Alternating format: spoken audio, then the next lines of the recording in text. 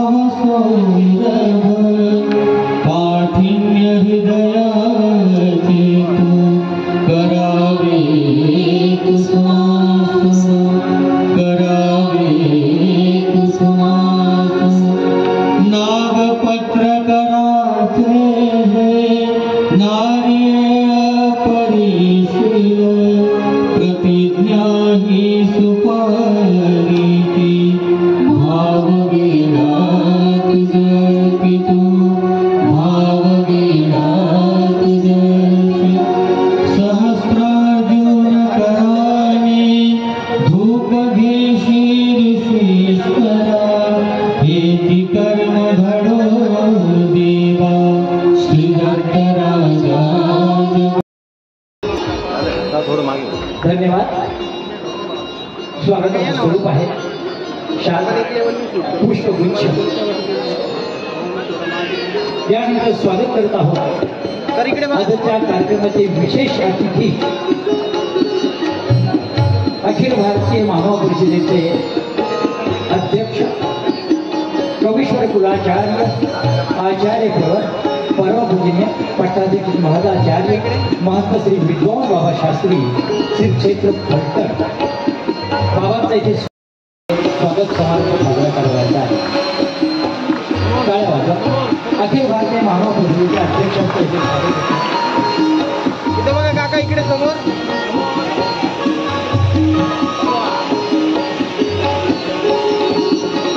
धन्यवाद.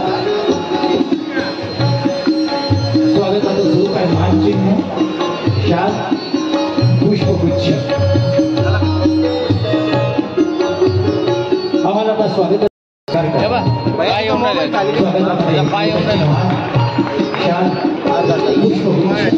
त्याचा समावेश आहे. एक फोटो बघा इकडे बघा समोर इथं बघा ते बाबा इकडे समोर.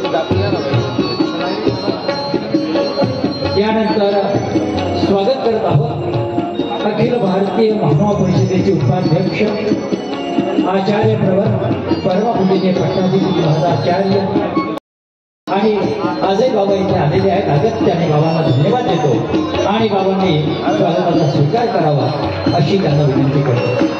माननीय श्री धनराजजी चौधरी आपण ज्ञानपीठावर यायचं आहे. माननीय श्री धनराजजी चौधरी आपण ज्ञानपीठावर यायचं आहे. बाबा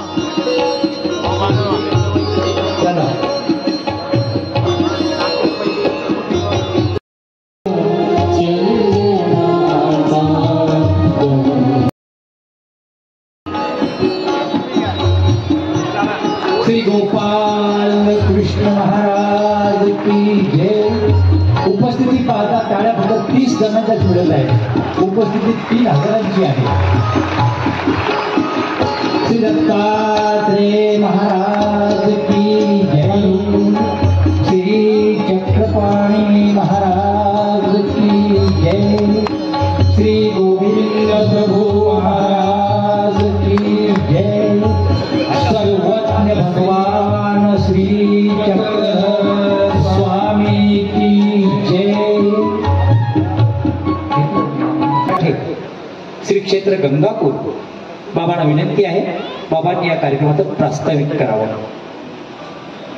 1 महिनाभर चाललेला हा सोहळा त्याचं संयोजन त्याबद्दल आलेले अनेक प्रश्न आणि त्यावर सहजपणे मात केलेले सगळे आमचे बांधव.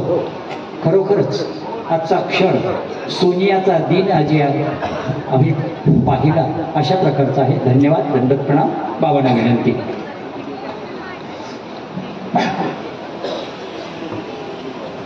सर्वज्ञ श्री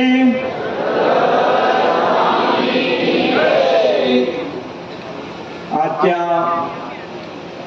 या सोहळ्याचे धर्मसभेचे अध्यक्ष कवीश्वर कुलाचार्य परमपूजनीय पट्टाधिष्ठित आचार्य प्रवर अमरावतीने ते बाबाजी. त्याचप्रमाणे अखिल भारतीय महानव परिषदेचे अध्यक्ष परमपूजनीय कवीश्वर कुलाचार्य फलटण निवासी बाबाजी. त्याचप्रमाणे पारिमांडल्याचार्य परमपूजनीय आचार्य प्रवर जळगाव व जाळीचा देव या द्वयाश्रमाचे पूजनीय श्री बाबाजी, व्यास मंत्रार्थी उपस्थित असलेले आमच्या जिल्ह्याचे भूषण उपाध्य कुलभूषण परमपूजनीय आचार्य प्रवर सुखीना निवासी बाबाजी, अखिल भारतीय महानुभाव परिषदे उपाध्यक्ष आणि ज्यांचा आपण सतत 1 महिन्यापासून ओघवत्या वाणीतून ज्ञान श्रवण करत आहात ते परमपूजनीय आचार्य प्रवर श्री बाबाजी, मंचावरती सर्व आदरणीय सद्भक्तगण, आपण सर्व संत महंत तपस्विनी सद्भक्त वास्तविक बंधू भगिनींना, प्रास्ताविक हे वास्तविक असते, त्याला प्रास्ताविक म्हणत असतात आणि खऱ्या अर्थानं मी त्या योग्यतेचा नाही, परंतु कार्य आरंभ करत असताना जीवनामध्ये अनेक प्रकारच्या अडचणी येत असतात, धडपड करावी लागते. म्हणून एक छोटासा श्लोक आहे कवितावर वर्ग. रोज विसरावा तो अहंकार, रोज विसरावा तो अहंकार, नित्य स्मरावा तो परमेश्वर. अहंकाराचा त्याग करायचा आणि परमेश्वराचं नामस्मरण नित्य करायचं आहे. काम क्रोध करीतो सर्वनाश, काम क्रोध करीतो सर्वनाश आणि अति लोभात होतो नाश. हृदयात ठेवा भाव निस्वार्थ, हृदयात ठेवा भाव निस्वार्थ, अनुभवावे सुखते परमार्थ.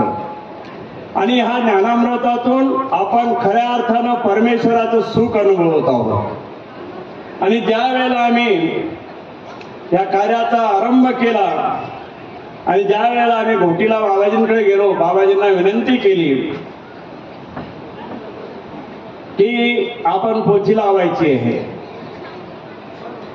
बाबाजींनी आम्हाला 1-2 वेळा थोडं खेळवलं आणि मग नंतर होकार दिला आणि मग आम्हाला सद्वक्ते भेटले माननीय श्री प्रकाश शेठजी घुगे.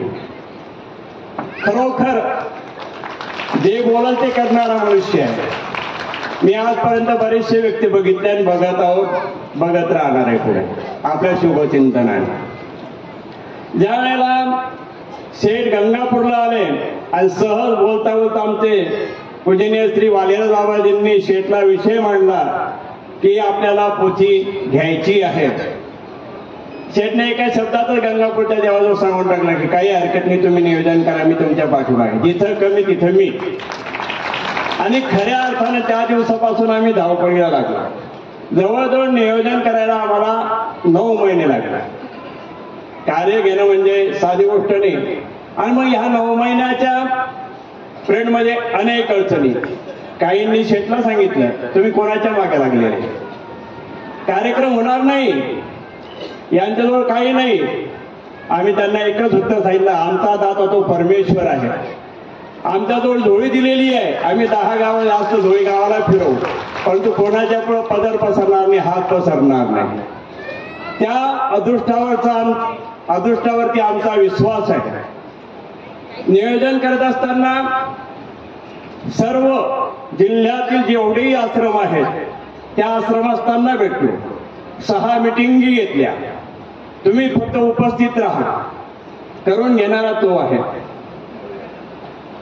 तरीही अदृष्ट येतो असो आम्ही सर्व संतांना विनंती केली, सुखीनालाही गेलो, बाबाजींना विनंती केली. बाबाजी म्हणले काही हरकत नाही, मी तुमच्या पाठीमागे आहेच. पण त्याला सुखदानी बाबाचा आशीर्वाद. आणि मग आम्ही शेठला सांगितलं की आपल्याला 23 फेब्रुवारी ते 23-24 मार्चपर्यंत कार्यक्रम करायचा आहे. त्यांनी सांगितलं ठीक आहे. म्हणजे मी काय करायचं म्हटलं, तुम्हाला आम्ही सांगतो, फक्त पहिले देवाला विडा ठेवायचा आहे, संकल्प सोडायचा, नंतर मग पुढचा विषय. म्हणजे कुठे यायचं, मग आम्ही जवळच ज्या भागामध्ये आपल्याला परिसरामध्ये कार्यक्रम घ्यायचे, मग आम्ही सिन्नरला गेलो. 5च लोक आमचं संनिधा चालत प्रवीण दादा, मी, वालेराव बाबा आणि शेठने घरात सुद्धा कोणाला विचारलं नाही, भूषण भाऊला विचारलं नाही, परिवाराला विचारलं नाही, दोघे परिवार भावांना सुद्धा विचारलं नाही. आणि त्या ठिकाणी आम्ही बाबा स्थानापतीला वेळा अर्पण केला. आणि शेठने सांगितलं तुम्ही जेच म्हणाल ते. म्हटलं जागा, लाईट, पाणी आणि मंडप कमीत कमी 1500 ते 2000 लोकांची राहण्याची व्यवस्था आपल्याला करावी लागेल. शेठला सांगितलं एवढी मंडळी जमणार नाही, तुम्ही कशाला काय रिकाम्या त्या फाटक्या लोकांच्या मागे लागले. ईश्वरीचा मुंजा लहान म्हणो कैसा, तयाचा अभिमान देवादिशी.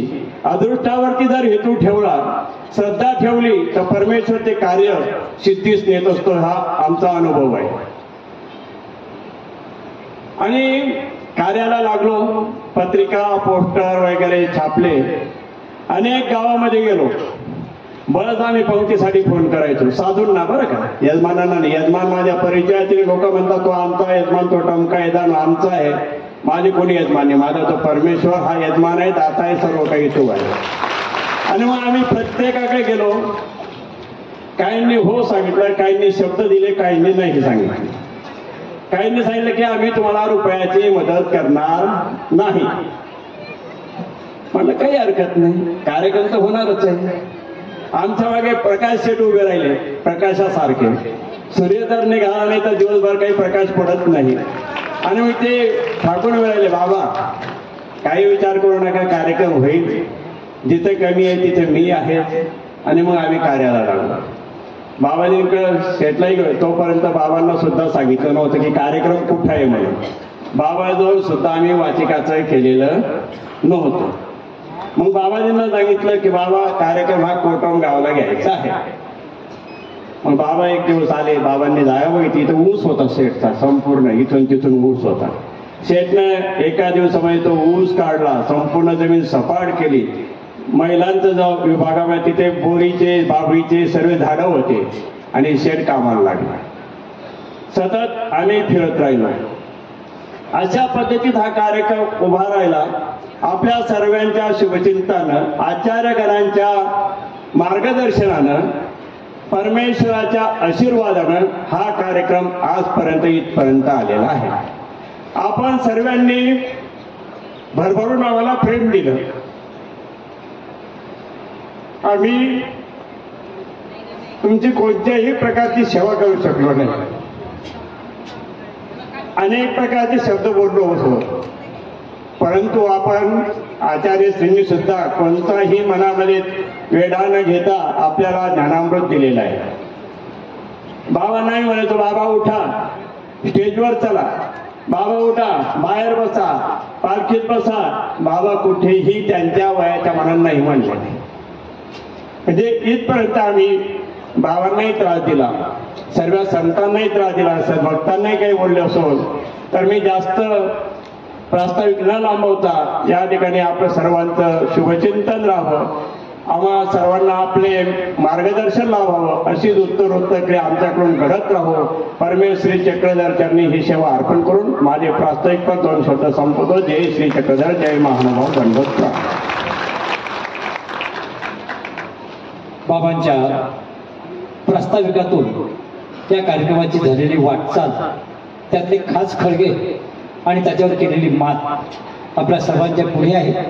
आणि हे सगळं सांगण्यापेक्षाही आत्ताचा जो कार्यक्रम होतो, 1 महिनाभर आपण जे बघितलं, त्यामुळे हा कार्यक्रम कशा प्रकारे आयोजित केलेला आहे, उत्कृष्ट, अतिउत्कृष्ट अशा प्रकारचं नियोजन संपूर्ण जिल्ह्याच्या बाहेरच्या लोकांना भावलेलं आहे. अनेकांचे त्याबद्दलचे संदेश आमच्यापर्यंत पोहोचलेले आहेत आणि सर्व समाधानी आहेत. अशा कार्यक्रमाचे आयोजक सन्माननीय श्री प्रकाश घुगे यांनी आपलं मनोमत येथे व्यक्त करावे, त्यांना विनंती आहे.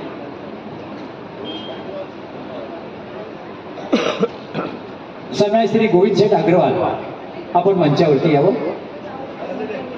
आणि आपल्या शुभेच्छा या कार्याला द्याव्यात ही विनंती आहे. शेंदुर्णी निवासी आदरणीय सन्माननीय श्री गोविंद शेठजी अग्रवाल, ज्यांनी सुमारे 5 पोथ्यांचं आयोजन आपल्या शेंदुर्णीला संपन्न केलं. भव्य दिव्य असं भाऊंचं मनपूर्वक येथे स्वागत करतो, त्यांना धन्यवाद देतो आणि भाऊंना विनंती करतो, भाऊंनी या प्रसंगाच्या निमित्ताने शुभेच्छा व्यक्त कराव्यात. दंडवत प्रणाम. भगवान सर्वज्ञ श्री चक्रधार स्वामी की दंडवत प्रणाम.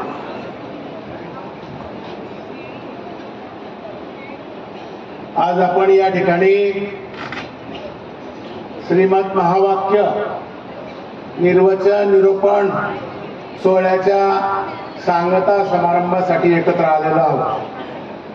या प्रवचन सोहळ्याचे आपले प्रवाचक आदरणीय मोठे बाबाजी, मंचावरील सर्व पंथातील धुरंधर आचार्यगण, उपस्थित मंचावरील सर्व प्रतिष्ठित मंडळी आणि या कार्यक्रमाचं ज्यांनी आयोजन केलं ते आपल्या पंथाचे सगळ्यांना सुपरिचित असलेले सेवाभावी परमार्ग सेवक आदरणीय प्रकाश शेठ भुले, त्यांचा परिवार आणि उपस्थित साऱ्या महाराष्ट्रातून आलेले सर्व संत महंत भिक्षुक वास्तविक बंधू भगिनींनो, सगळ्यात प्रथम आपल्याला पुन्हा दंडवत प्रणाम.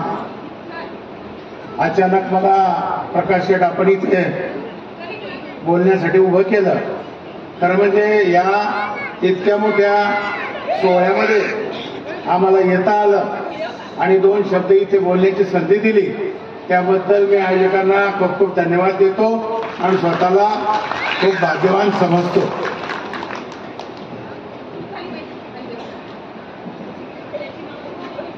आपल्या पंथाचे अनेक कार्यक्रम वर्षभर महाराष्ट्रभर आणि देशभर चालू असतात आणि अनेक कार्यक्रमाला आपण सारेजण जात असतो. मीही भगवंताच्या कृपेने, स्वामीच्या कृपेने भगवंताने आमच्याकडून 3 पोथ्या करून घेतल्या, परंतु जे आम्ही तिथे करू शकलो नाही प्रकाश भाऊ, ते तुम्ही इथे केलं, त्याच्याबद्दल तुमचं सगळ्यांच्या वतीने अभिनंदन. उत्कृष्ट आयोजन तुम्ही या ठिकाणी केलंय. कुठल्याही प्रकारचा वाद नाही, विवाद नाही, भानगडणी, तंटानी, चोरीनी, चपाटीनी, हे भगवंताचा अधिष्ठान असल्यामुळे हे सगळं शक्य झालं आणि तुमची सेवा निरुस्तक आहे. कुठल्याही प्रकारचा वैयक्तिक स्वार्थ नाही, फक्त धर्माची सेवा व्हावी, माझ्या पंथाची सेवा व्हावी, स्वामीचा विचार घरोघरी पोहोचावा, या दृष्टीने तुम्ही हे आयोजन केलं, त्याबद्दल तुम्हाला खूप खूप धन्यवाद. तुमच्या 7 पिढ्या उतरून जातील, 7 पिढ्या उतरून जातील. हे सोपं काम नाही. ज्याच्या प्रारब्धात अनेक जन्माचं पुण्य असतं ना, त्याला हे सगळं मिळतं. अलग लक्षामध्ये. आणि या सगळ्या आचार्यगणांची प्रसन्नता. आपले मोठे बाबा कारंजेकर बाबा बसले, ते कोणी माहिती आहे तुम्हाला? देवेंद्र फडणवीस दुसरे ते मुख्यमंत्री आहे. सगळ्या आचार्यगणांनी ज्याच्या ज्याच्या परीने आपल्या पंथाची संप्रदायाची फार मोठी सेवा केली आहे, परंतु हे काय रसायन आहे बाबाच्या ठिकाणी मला तर काही कळतच नाही. कुठे मी गेले तर फडणवीस साहेब ऐका बाबा, ऐका बाबा, ऐका बाबा. आता नाशिकला आले, बाबांना फोन, कुठे तुम्ही, काय? रात्री त्यांची मिटिंग त्यांच्या बरोबर झाली. 500 कोटी रुपयाचे काम यांच्या माध्यमातून पंथाचे चालू होते. 24 तासात रुद्रपूरला रेल्वे स्टेशन मंजूर केलं, मराठी विद्यापीठ त्या ठिकाणी मंजूर केलं. अशी धुरंधर मंडळी आपल्या पंथामध्ये असल्यामुळे फार मोठ्या प्रमाणात राजश्री आपल्याला आता मिळतोय. दुर्दैवाने फार उपेक्षित होतो आपण, दुर्लक्षित होतो, कोणी आपली दखल घेतली नाही. परंतु राष्ट्रीय स्वयंसेवक संघाचे सरसंघचालक पूजनीय मोहनजी भागवत आणि आपले बाबांचे खूप संबंध असल्यामुळे त्यांनी राज्याला सांगितलं, केंद्राला सांगितलं की महानुभाव पंथ या मुख्य प्रवाहापासून खूप लांब आहे, त्यांच्या सगळ्या तीर्थस्थानांचा विकास करा. काही मुसलमानांनी अतिक्रमण केले ते काढा आणि मंदिराचे सगळे जीर्णोद्धार करा. अशा प्रकारचा विडा बाबांनी या ठिकाणी घेतलेला आहे. या ठिकाणी आमचे माझ्याच गावचे, माझ्याच मतदारसंघातले गिरीश महाजन थोड्या वेळात या ठिकाणी पोहोचणार. त्यांची आता त्या कुंभमेळ्याच्या निमित्ताने मुख्यमंत्र्यांच्या बरोबर त्या बैठक चालू आहे त्र्यंबकला, तिथून ते या ठिकाणी येतील माझ्याबरोबर माझे शेजोलीचे नगराध्यक्ष अमृत बापू पैसे उपनगराध्यक्ष बंटी भाऊ थोरात ही सगळी मंडळी आली आणि आम्ही मुद्दाम याच्यासाठी आलो की आम्हाला आणखी 2027ला पोती शेजोलीला आणि तुम्हाला सगळ्याला यायचंय. दंडवट टाकतो तुम्हाला, पोतीचा दंडवट टाकत नाही, फक्त तुमच्या माहितीसाठी सांगतो सगळ्यांनी यावं म्हणून. तुम्ही जे काही चांगलं इथे नियोजन केलंय ते पाहण्यासाठी आम्ही आलो. पुन्हा आपल्याला सगळ्यांना धन्यवाद देतो आणि आम्हाला बोलवलं, या ठिकाणी आम्हाला बोलण्याची संधी दिली त्याबद्दल तुम्हाला धन्यवाद देऊन थांबतो. भगवान सर्वज्ञ श्री चक्रधर. आपण हिंदू धर्माचे सगळे अविभाज्य घटक आहोत. महानुभाव पंत गर्व से कहो हम महानुभाव है, गर्व से कहो हम महानुभाव है. धन्यवाद. आभारी आहोत भाऊ, आपण आलात. एक नव चैतन्य आपल्या विचारांनी या सभेमध्ये निर्माण केलं. त्याला कारण आहे आपलं तसं योगदान महानुभाव पंथासाठी लाभलेलं आहे. एक निगर्वी परंतु दानशील व्यक्तिमत्व म्हणून आज जळगाव जिल्ह्यात जर कोण आम्हाला परिचित असतील तर ते श्री सन्माननीय अग्रवाल साहेब, त्यांना धन्यवाद देतो. आपण विचार व्यक्त केले आणि त्यावर आमच्या कार्याची आपण इथे प्रशंसा केली. यापेक्षा मोठ्या सर्टिफिकेटची आम्हाला गरज नाही. आपण जे दिलं ते फार मोलाचं आमच्यासाठी आहे. धन्यवाद. आणि सर्वांच्या समोर जाहीर करताना इथे आनंद होत आहे की महाराष्ट्र राज्याचे जलसंपदा मंत्री माननीय नामदार श्री गिरीशजी महाजन साहेब यांचं थोड्याच वेळामध्ये येथे आगमन होत आहे. आपण त्यांच्या स्वागताला तयार राहायचं आहे. तोपर्यंत परमपूजनीय आचार्य करो महंत श्री सुकेनिकर बाबा शास्त्री, उपाध्यक्ष अखिल भारतीय महानुभाव परिषद, बाबांना विनंती आहे बाबांनी आपले विचार इथे अल्प वेळेमध्ये मांडावेत, कारण पुढे आम्हाला गती द्यायची आहे. दंडवत प्रणाम.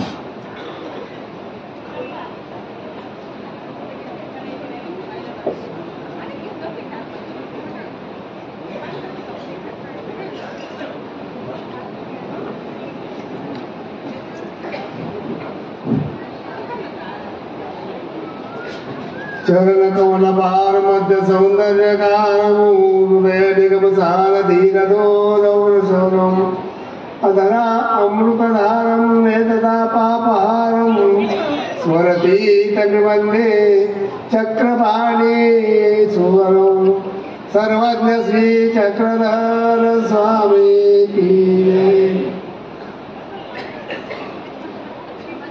श्रीमद महावाक्य निर्वचन दृष्टांत आणि वेद पंथातल्या या कार्यक्रमाच्या निमित्ताने बाबांनी आपल्या या नाशिक जिल्ह्याला अत्यंत एक असं सखोल असं ज्ञान सांगितलं. आणि या कार्यक्रमासाठी वास्तविक प्रास्ताविक आणि वास्तविकता आपल्या मराठी बाबांनी सांगितलंय. अनेकांचे कष्ट अनेकांचे योगदान या ठिकाणी लाभलेले आहे.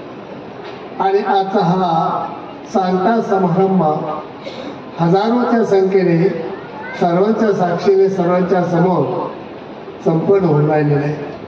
भव्य अशी ही धर्मसभा, या धर्मसभेला लाभलेले मगच आपण याने उल्लेख केलेला आहे का वास्तविकता विकास पुरुष ज्यांना आपला पंथामध्ये लौकिक नाही, नाव नाही, परंतु प्रत्यक्षात कृतीने आहे अशा आजच्या कार्यक्रमाचे अध्यक्ष आपल्याला लाभलेले आहे.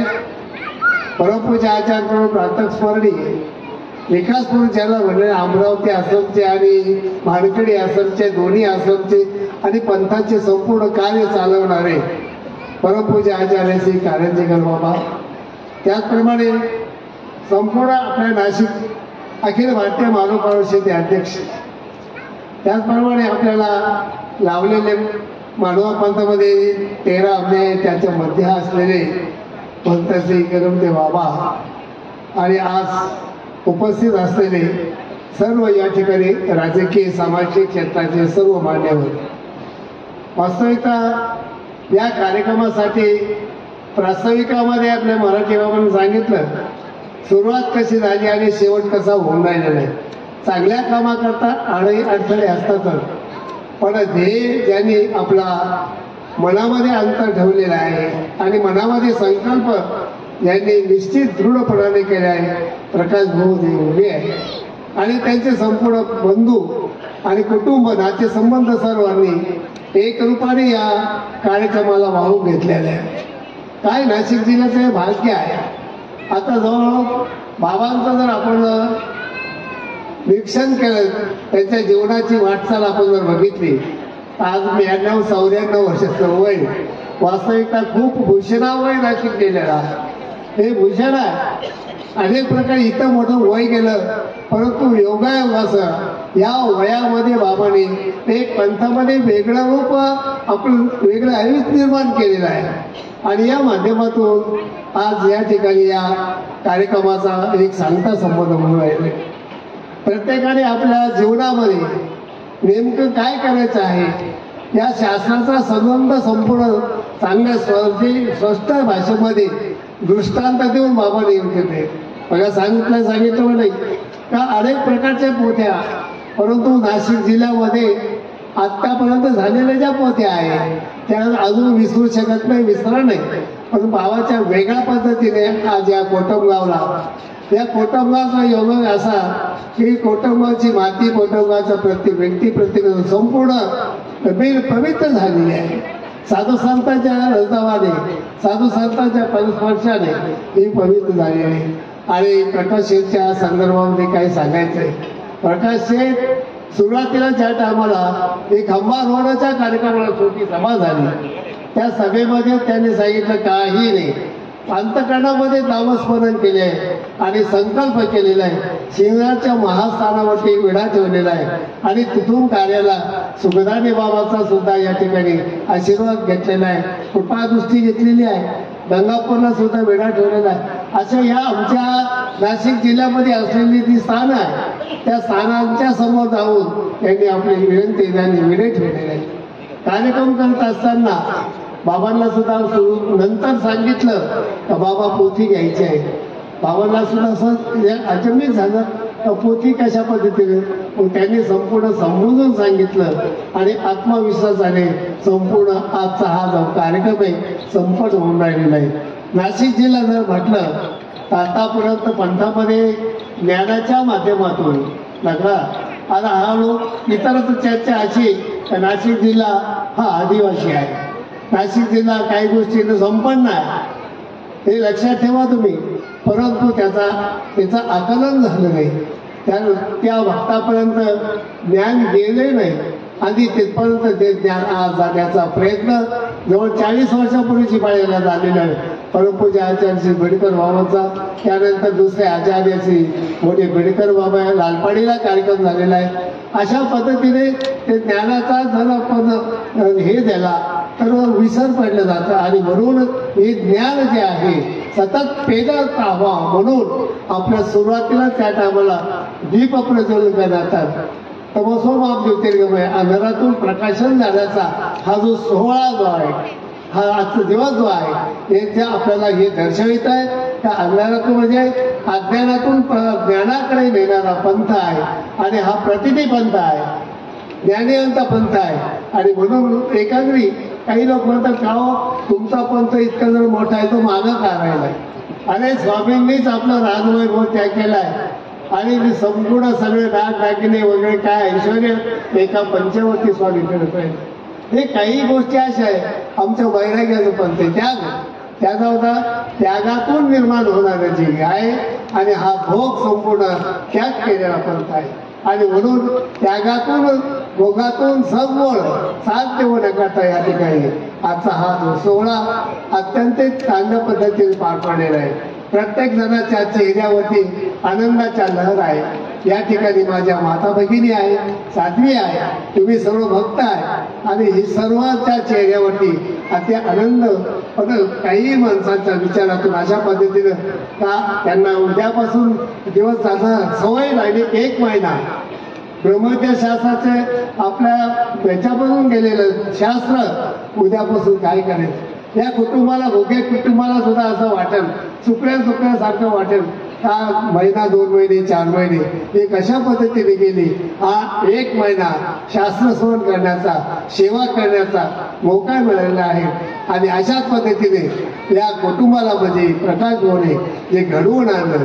आता आमचे मराठी बाबा आहे, पातुरकर बाबा आहे, शास्त्री बाबा आहे, असे हे शेवलेकर बी आहे. हे त्यांच्या माध्यमातून त्यांच्या मार्गदर्शनाखाली, थोडा मोठ्यांच्या आशीर्वादातून त्यांच्या मार्गदर्शनाखाली हा संपन्न होणार असा हा पंथामध्ये एकमेव अशा पद्धतीने साजरा झालेला हा, संपन्न झालेला हा सोहळा महावाक्य, ज्याला महावाक्य म्हणतात. पंथामध्ये अनेक प्रकारचे सोहळे होत राहिलेले होतात, परंतु ज्ञानाची चौफेर घेता ज्ञान या संपन्नता सतत असायला पाहिजे. कारण शास्त्र असे हा ब्रह्मविद्येचा जो ठेवा आहे, भलत्या हातीला द्यावा तेव्हा अधिकाराविणे. अधिकार नुसता अधिकार नव्हे, अधिकार चालत तो प्रयत्न पुरुष दैवाचं साह्य तू उभा ठाकलासी मोरे सिद्धी ते येथून नाही जेवढे. अशा पद्धतीने कुठलाही प्रयत्न केल्यानंतर तो ईश्वराच्या राज्याचा सिद्धीला जातो. अशा पद्धतीने असा हा बाबांच्या प्रसन्नतेने त्यांच्या मुखातून निघाले शास्त्र जवनाच्या आणि तुमच्या सर्वांच्या सहकार्यातून हा संपन्न होणारा सोहळा हा संपन्न होऊन राहिलेला आहे. या सोहळ्यासाठी तुम्ही संपूर्ण सगळे आनंदाने या ठिकाणी उपस्थित झालेला आहे. त्यानंतर राजकीय सामाजिक क्षेत्रातील मान्यवर शास्त्रज्ञांवानी लेखक अचानक या ठिकाणी उपस्थित झालेले सर्वांसाठी मला या ठिकाणी बोलवले नाही आमचा येण्याचा आणि म्हणून असा हा दिलेला वेळ आता वाया जाऊ नये. आणि म्हणून आपल्या जिल्ह्यामध्ये एकमेव अशा पद्धतीने हा कार्यक्रम चालू केलेला आहे. आणि अशा पद्धतीने भुके परिवार नव्हे तर भुके परिवारच्या संबंधित सर्व वृत्त परिवार आहे, नातेपरिवार आहे, या सर्वांना या ठिकाणी प्रकाश भोवने त्या ठिकाणी घडवलंय, बनवलंय, मार्गी लावलेले. आणि इथून पुढे सुद्धा चांगल्या पद्धतीचे आपल्या जिल्ह्यामध्ये कार्यक्रम संपन्न व्हावा, पार पडावा आणि आपल्या भक्तगणाला ज्ञानाचा उपयोग, सेवेचा लाभ व्हावा ही प्रभूचरणी प्रार्थना करून लांबवले 2 शब्द होतो. सर्वज्ञ श्री चक्रधर. आमच्याकडे एवढं कदाचित वेळ झाला असेल, टाळ्याचा अभाव आहे. माझ्या खात्याने सर्व व्याख्याते असो, कोणी कुठलाही कार्यक्रम असो, टाळ्या काय वाजवल्यानंतर व्याख्याता असो, प्रवचनकार असो, कुठे साधू संत असो, ते एक ऊर्जा आहे. धन्यवाद. दंड प्रणाम बाबा. आपण ज्ञानाचं महत्व आणि मानव पंथाचं वैशिष्ट्य आपल्या भाषणातून जे अधोरेखित केलेलं आहे ते खरोखरच लक्षात घेण्यासारखं आहे.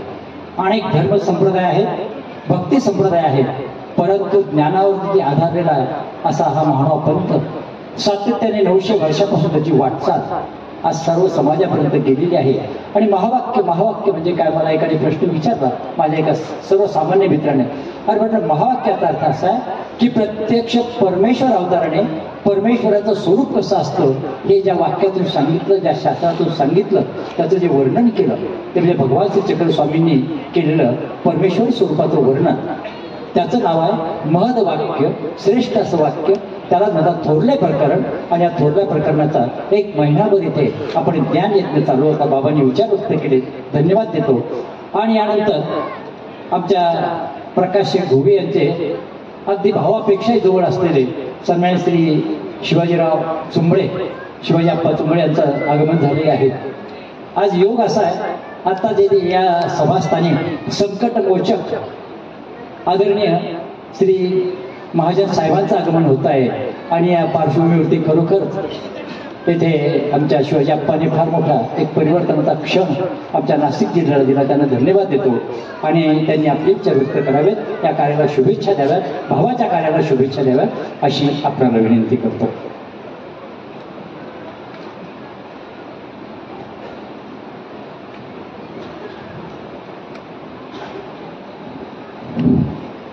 उपस्थित सर्व मानव पंथातील सर्व ज्येष्ठ आणि सर्व बांधव जे मानव पंथामध्ये गेले 1 महिन्यापासून इथं घुगे परिवाराच्या माध्यमातून 1 महिन्यापासून ही इथं राहण्याची, जेवणाची, साऊंड सिस्टीमची, लाईटची ही सेवा ज्या घुगे परिवारातून चालू झालेली आहे ही आपल्या सगळ्यांच्या डोक्याच्या बाहेर आहे. म्हणजे एक गावातला 7 दिवस करायला जावा तर तो त्याच्यामध्ये याच्याकडे वर्गणी मागतो, त्याच्याकडे वर्गणी मागतं, कोणी देतं कोणी देत नाही. पण हा एवढा मोठा सोहळा इथं पार पडतोय आणि प्रकाश शेठचे भाऊ प्रकाश शेठच्या पाठीमागं राहून हा एवढा मोठा कार्यक्रम घडून आणतात. म्हणून की आपण सर्वांनी विचार केला पाहिजे का देवाचं कार्य कसं करावं. सर्व साधू संतांचे पाय आपल्या घराला कसे लागतील, आपण कसं पवित्र होऊ आणि त्या माध्यमातून या कुटुंबाला आणि इतर सर्व मानभाव पंथाला पवित्र होण्याची संधी या प्रकाश शेठ असेल, अंबादास शेठ असतील, अशोक भाऊ असतील, वसंतराव असतील, ज्ञानेश्वर असतील या परिवाराचा ना आमचा गेल्या 50-60 वर्षापासूनचा मित्रत्व आणि नातृत्व. म्हणजे हे माझे तरी हे 5ही भाऊ समजून मी ह्या कार्यक्रमाला हजेरी लावली. सख्या भावांपेक्षा आमच्या कुटुंबात काही असलं तरी त्यांनी ते सवारून घ्यावं. त्यांच्याकडं काय असलं तर आपल्याला असं करायचंय. आणि हे कुंभेराचा विचार म्हणजे इतका दिवसापासून माझे वडील आणि माझे भाऊ मोठे पेरू पाटील चुंबळे आणि वडील दत्तू पाटील भुगे यांचे रिलेशन होते, यांची मित्रता होतं. आणि त्यानंतर आमचं आणि प्रकाश शेठचं असं, अंबादास शेठचं असं या माध्यमातून आमचे रिलेशन मित्रत्व इतकं मोठं जपले गेलेले.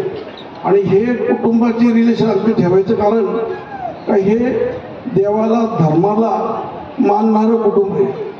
कशी सेवा करावं आता आज आपण एवढे विद्वान माणसं बसलेले आपल्यासारखे काय शुभेच्छा द्यावं. खाली बसलेले हे सुद्धा माझ्यापेक्षा अनेक श्रेष्ठ लोक आहेत. या माझ्या माता भगिनी इथं बसलेले आहेत आणि त्या माध्यमातून प्रकाश शेठचं जितकं कौतुक करावं तितकं थोडंच होते. आणि म्हणून आमच्यासारख्यांना पण इथं बोलून वास्तविक पाहायला गेलं तर या समोर बसलेल्या सगळ्या संतांसमोर, व्यासपीठावर बसलेल्या संतांपुढं आपण बोलणं योग्य नाही किंवा काय बोलावं हे देखील मला सुचून नाही राहिलं. काही एवढ्या विद्वानांची, एवढ्या आचार्य संत सामुग्रीचा कार्यक्रम 1 महिनाभर चालू आहे. इथं 1 दिवस कार्यक्रम करायला नाकी नव्हे त्यात आणि हा महिनाभर हा सोहळा इथं चाललाय. म्हणून हा पूर्ण पंचक्रोशी एकदम संतांची भूमी होऊन जाईल, मानभाऊ पंथाची भूमी होऊन जाईल. आणि त्या माध्यमातून सगळ्यांनाच ह्या कुटुंबाचा आदर्श घ्यावा लागेल. नीटनेटका परपंच, नीटनेटका धंदा पाणी, साधू संतांची सेवा ह्या कुटुंबाकडून घडून राहिलेली. मी पहिल्या दिवशी पण आलो होतो, शेवटच्या दिवशी पण आलो होतो. परंतु प्रकाश शेठच्या इकडे रोज मला यायला पाहिजेच होतं. परंतु आमच्या मागं काहीतरी कामानिवत गेली, शेठला माहिती आहे प्रकाश शेठला. आणि त्यामध्ये इथं राहून पण ते तिकडे त्यांचं काम माझ्याकडे लक्ष ठेवून होते.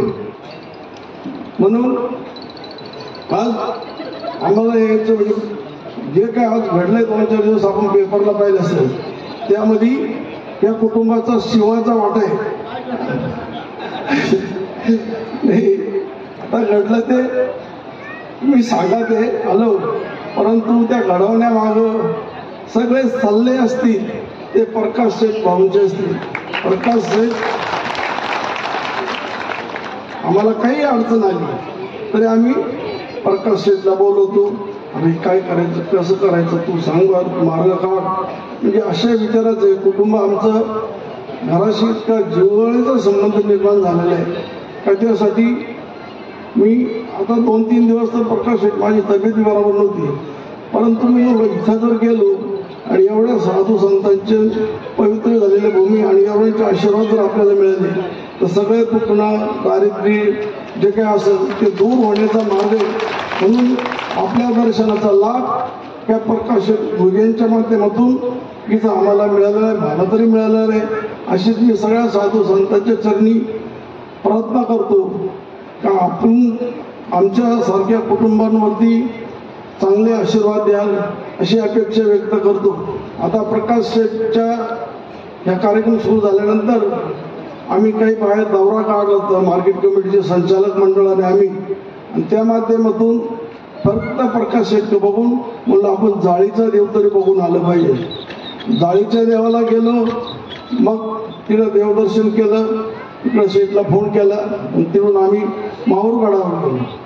माहूरगडावरून आम्ही तिथं गेल्यानंतर माझ्याबरोबर एक पेठचा मानव पंथाचा आमचा एक संचालक होता भास्कर गावी. तो म्हणा आप्पा आपल्याला अंबाळीला जायचं. मग ते अंबाळीला त्याला म्हणलं अरे तुला या रस्ता माहीत नाही कसं करायचं, मग ते विचारित आंबोलीला गेलो. पोटामध्ये इतकी भूक लागलेली होती, पण नेमका तिथं गेल्यानंतर ते साधू संत आले आणि त्यांनी आम्हाला जेवण दिलं. मग त्याच्यानंतर आम्ही म्हटलं बा आपण नरसोबाच्या वाडीला पण जाऊ. जिथं आम्ही जायचो तिथून प्रकाश शेठला फोन करायचो, बाबा आम्ही सगळ्या ठिकाणी तू सांगितल्याप्रमाणे दर्शन घेतलेली आहेत, काही राहिले असतील तर ते पण सांग, तिथं पण जाऊन आम्ही आशीर्वाद घेतो. आणि आपल्या सगळ्यांच्या आशीर्वादानं आमचं परिवार गुडियांचा परिवार एकदम चांगल्या पद्धतीनं आज समाजसेवा चांगला तर जे काही मी बोलवले त्याच्यात काही चुकलं भाकलं असं, कारण मला काही एवढ्या मोठ्या संतांसमोर बोलण्याचा कधी प्रसंग आला नाही.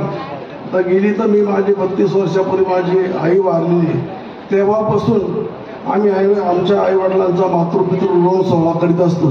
त्यामध्ये प्रकाश शेठचे सगळे भाऊ त्यामध्ये सामील असतात.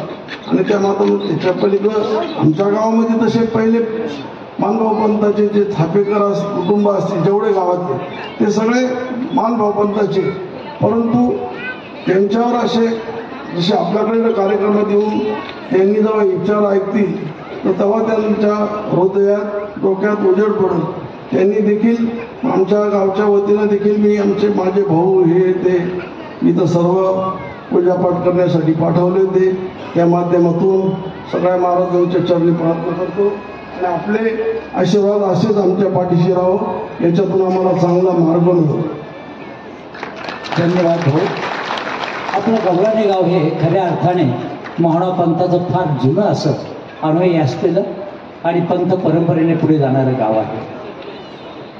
एका कवी विंदा करंदीकर म्हणतात, देणाऱ्याने देत जावे, घेणाऱ्याने घेत जावे, पण घेता घेता एक दिवस घेणाऱ्याचे हात घ्यावे. भाऊ आपण सांगितलं की फक्त नुसतं पाहू नका, कार्य करू नका, स्वतः सुद्धा दान धर्म करा, कार्यात सहभागी व्हा. आपल्या या विचारांच्याबद्दल धन्यवाद देतो. बाबाजी निवेदन.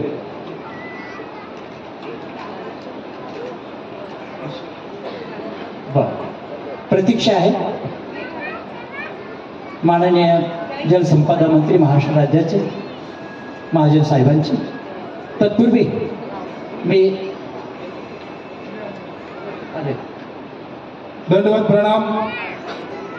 आमचे या सोहळ्याच्या ठिकाणी आज ज्यांची प्रमुख उपस्थिती या सोहळ्यासाठी आपल्याला लाभणार आहे ते माननीय नामदार गिरीश भाऊजी महाजन, जलसंपदा मंत्री महाराष्ट्र राज्य आणि पालकमंत्री नाशिक जिल्हा.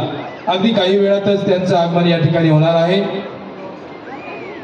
ज्यांच्या माध्यमातून हा सोहळा आयोजन आणि नियोजन झाला ते सन्माननीय सद्भक्त प्रकाश शेठजी घुगे आणि घुगे परिवार आणि ज्या संयोजकांनी त्यांच्या खांद्याला खांदा देऊन या कार्यासाठी अगदी वाहून घेतलं स्वतःला, ती सगळी संयोजक मंडळी. यांचा हा प्रयत्न होता की एक आगळा आणि वेगळा सोहळा या ठिकाणी संपन्न झाला पाहिजे आणि त्या दृष्टीने खरं तर भाऊनी खूप प्रयत्न केली. गेली 2 महिन्यापासून त्यांनी त्यांचा सगळा व्यवसाय बंद करून संपूर्ण लक्ष या कार्यासाठी दिलेलं आहे आणि त्याचंच हे स्वरूप आपल्याला आज समोर दिसत आहे. त्या परिवारासाठी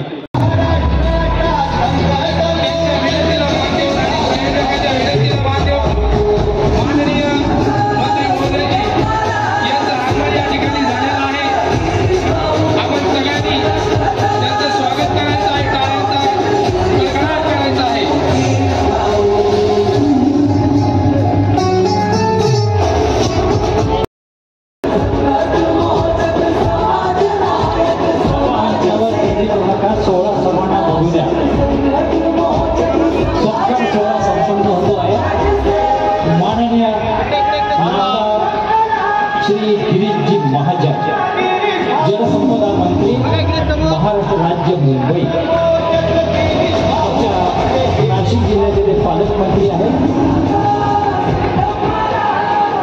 कुंभमेळा, या कुंभमेळ्याच्या संपूर्ण या नावाने ज्यांना संबोधलं जातं ते कवीश्वर कुलाचार्य आचार्य प्रवर श्री मोठे बाबाजी अमरावती. बाबा समोर. बाबांना नम्र निवेदन आहे की आपण मंत्री महोदयांचं सत्कार या ठिकाणी संपन्न करायचं आहे.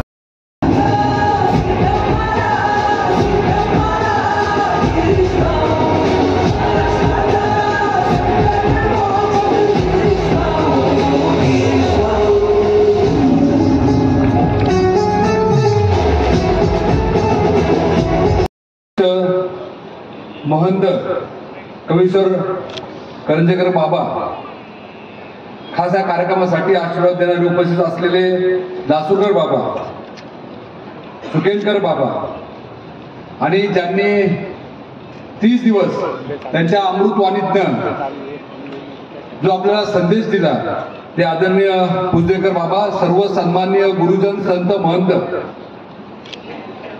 आणि खास करून आजच्या कार्यक्रमाला सर्व संत महंतांचा आशीर्वाद घेण्यासाठी ह्या पावनभूमीमध्ये उपस्थित झालेले आपल्या राज्याचे मंत्री आदरणीय गिरीश भाऊ महाजन, सर्व सन्माननीय व्यासपीठ आणि उपस्थित माझे सर्व सन्माननीय उपस्थित बंधू भगिनींनी, आजचा हा समारोपीय सोहळ्याकडे जाताना नक्कीच मागच्या मराठी बाबांनी त्यांच्या मनोगतामध्ये सांगितलं, मागच्या 9 महिन्याची तपश्चर्या. खरं म्हटलं तर अग्रवाल साहेबांच्या मनोगतात त्यांनी सांगितलं भाग्य लागतं.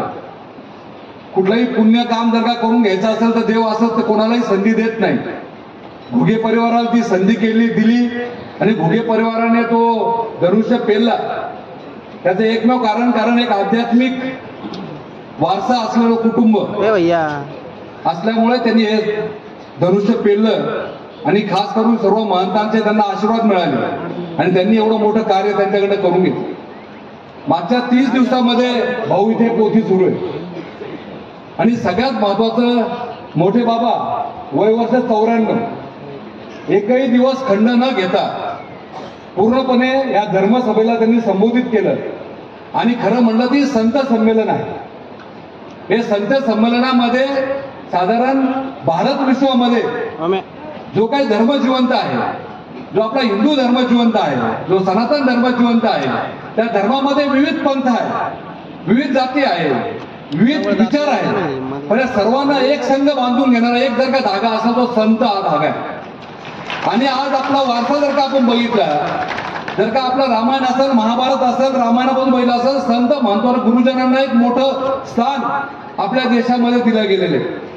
आणि आपल्या योगायोगाने, आपल्या आशीर्वादामध्ये देशामध्ये असलेलं सरकार आणि राज्यामध्ये असलेलं सरकार हे संतांना केंद्रस्थानी ठेवूनच सर्व विकास करत आहे. आज करंजेकर बाबांच्या बाबतीत बोलण्यात आलं. खरोखर देवेंद्रजी फडणवीसांच्या माध्यमातून, गिरीश भाऊंच्या माध्यमातून जो काही विकास मागच्या काळामध्ये झाला आणि दिलेला शब्द फक्त भाषणापुरता नव्हे, तो लगेच तात्काळ पूर्ण करण्याचं जे त्यांचं काम आहे हे आपण सर्वांनी बघितलेलं आहे. आणि एक असं अखंड काम या दोन्ही केंद्र आणि राज्य शासनाकडे होताना आपण बघतोय. त्यामुळे आज बदललेली परिस्थिती आणि खरोखर नरेंद्रजी मोदींचं असलेलं स्वप्न हा 2047ला खरोखर आपण विश्व विक्रम गाठू शकतो का, या मार्गाकडे आपण प्रवास करताना तरुणांना दिशा देण्याचं काम जर कोणी करू शकतं ते संत मंडळी करू शकते, हे नक्कीच मी सांगेन. आणि त्या माध्यमातून मागचे 30 दिवस सतत एक संदेश देण्याचं काम या सर्व महंतांनी केलं. खरोखर त्यांच्या चरणी आपण सर्व नतमस्तक आहोत. आणि खास करून भाऊ आले म्हणून भाऊंबद्दल पण एक बोललं पाहिजे. एक राजकीय वेशातला संत म्हणलं तरी भाऊंना वावं ठरणार नाही. कारण पूर्ण महाराष्ट्रात नव्हे, भारतामध्ये एक वैद्यकीय सेवा देण्याचं काम हे आपल्या बऱ्याच जणांना माहीत झालं भाऊंच्या माध्यमातून होत असतं. लाखो रुग्णांना, लाखो अपंगांना, लाखो कष्टकरी लोकांना भाऊंच्या माध्यमातून एक आरोग्य सेवा पुरवण्याचं काम भाऊ सतत करत असतात. आणि अविरत सेवा ही अखंडित सुरू असते. त्याच्या गावामध्ये आजारी पडलेला माणूस मुंबईला आल्यानंतर चांगल्या हॉस्पिटलमध्ये त्याचा उपचार करून परत गावापर्यंत आणून सोडण्याची जी जबाबदारी आहे ती भाऊंची पूर्ण टीम करत असते आणि भाऊचं सतत त्याच्याकडे लक्ष असतं आणि ही सेवा अविरत आहे. भाऊ सत्तेत आहे किंवा नाही आहे त्यांनी काहीच फरक पडत नाही, पण ही सेवा भाऊंनी अविरत त्यांनी स्वीकारलेली. आणि मागच्या सिंहस्थाचा आपण बघितलं असेल, आज आपला सर्वांचे योग फार चांगले. 14-15चा सिंहस्थ झाला, भाऊ आपले पालकमंत्री होते. 27चा सिंहस्थ होता, भाऊ आपले पालकमंत्री आहे. अतिशय स्वतः कमरेवर पाण्यामध्ये उभं राहून एक पोलिसांच्या बरोबर, प्रशासनाच्या बरोबर, अधिकाऱ्यांच्या बरोबर पालकमंत्री जेव्हा उतरतो तेव्हा सिंहस्थ कसा सक्सेस होतोय आपण बघितलेले. नेत्या काळामध्ये सुद्धा भाऊंच्या खांद्याला खांदा लावून एक आपला खालीचा वाटा हा सिंहस्थ यशस्वी करण्याकरता आपल्याला करायचा आहे. हे आम्ही माध्यमातून सांगा. पुन्हा एकदा आपला जास्त वेळ घेणार नाही. घुगे परिवाराने हा जो काही यज्ञकुंड मांडला, आज त्याचा समारोपची आहुती टाकण्याकरता इथे उपस्थित झाले. भाऊ मी पूर्ण परिवाराच्या वतीने आपलं स्वागत करतो, आभार मानतो आणि पूर्ण सर्व पूजनीय महंतांना पूर्ण एकदा दंडवत प्रणाम करतो आणि थांबतो. जय हिंद, जय महाराष्ट्र. धन्यवाद. या ठिकाणी एक दिलगिरी व्यक्त करतो. या सोहळ्याचे आयोजक सन्माननीय प्रकाश शेटजी घुगे यांचं मनोगत व्यक्त करायचं राहून गेलेलं आहे. त्यांना नम्र निवेदन आहे की आपण अगदी काही कमी वेळातच या ठिकाणी आपलं मनोगत व्यक्त करायचं आहे. आणि प्रकाश भाऊ आपल्याला वेळेचं बंधन नाही, मुक्तपणाने मोकळ्या शब्दांमधून आपलं पूर्ण मनोगत व्यक्त करावं आपल्याला विनंती आहे. सगळ्यांना दंडवत प्रणाम. श्रीमद महावाक्य निर्वाचन निरूपण सोहळा अंतर्गत थोरले प्रकरण दृष्टांत प्रवचन या 30 दिवसीय कार्यक्रमाच्या समारोप प्रसंगी इथं उपस्थित असलेल्या आजच्या कार्यक्रमाचे अध्यक्ष कारंजेकर बाबा, त्यानंतर परमपूज्य महंत कुलाचार्य विद्वांस बाबा, तसेच ज्यांच्या माध्यमातून गेल्या 30 दिवसापासून आपल्याला या पोथीचं श्रवण करायला मिळालं ते आमचे गुरुवर्य उजदेकर बाबा, तसेच मंचावर उपस्थित असलेले माझ्या परिवाराचे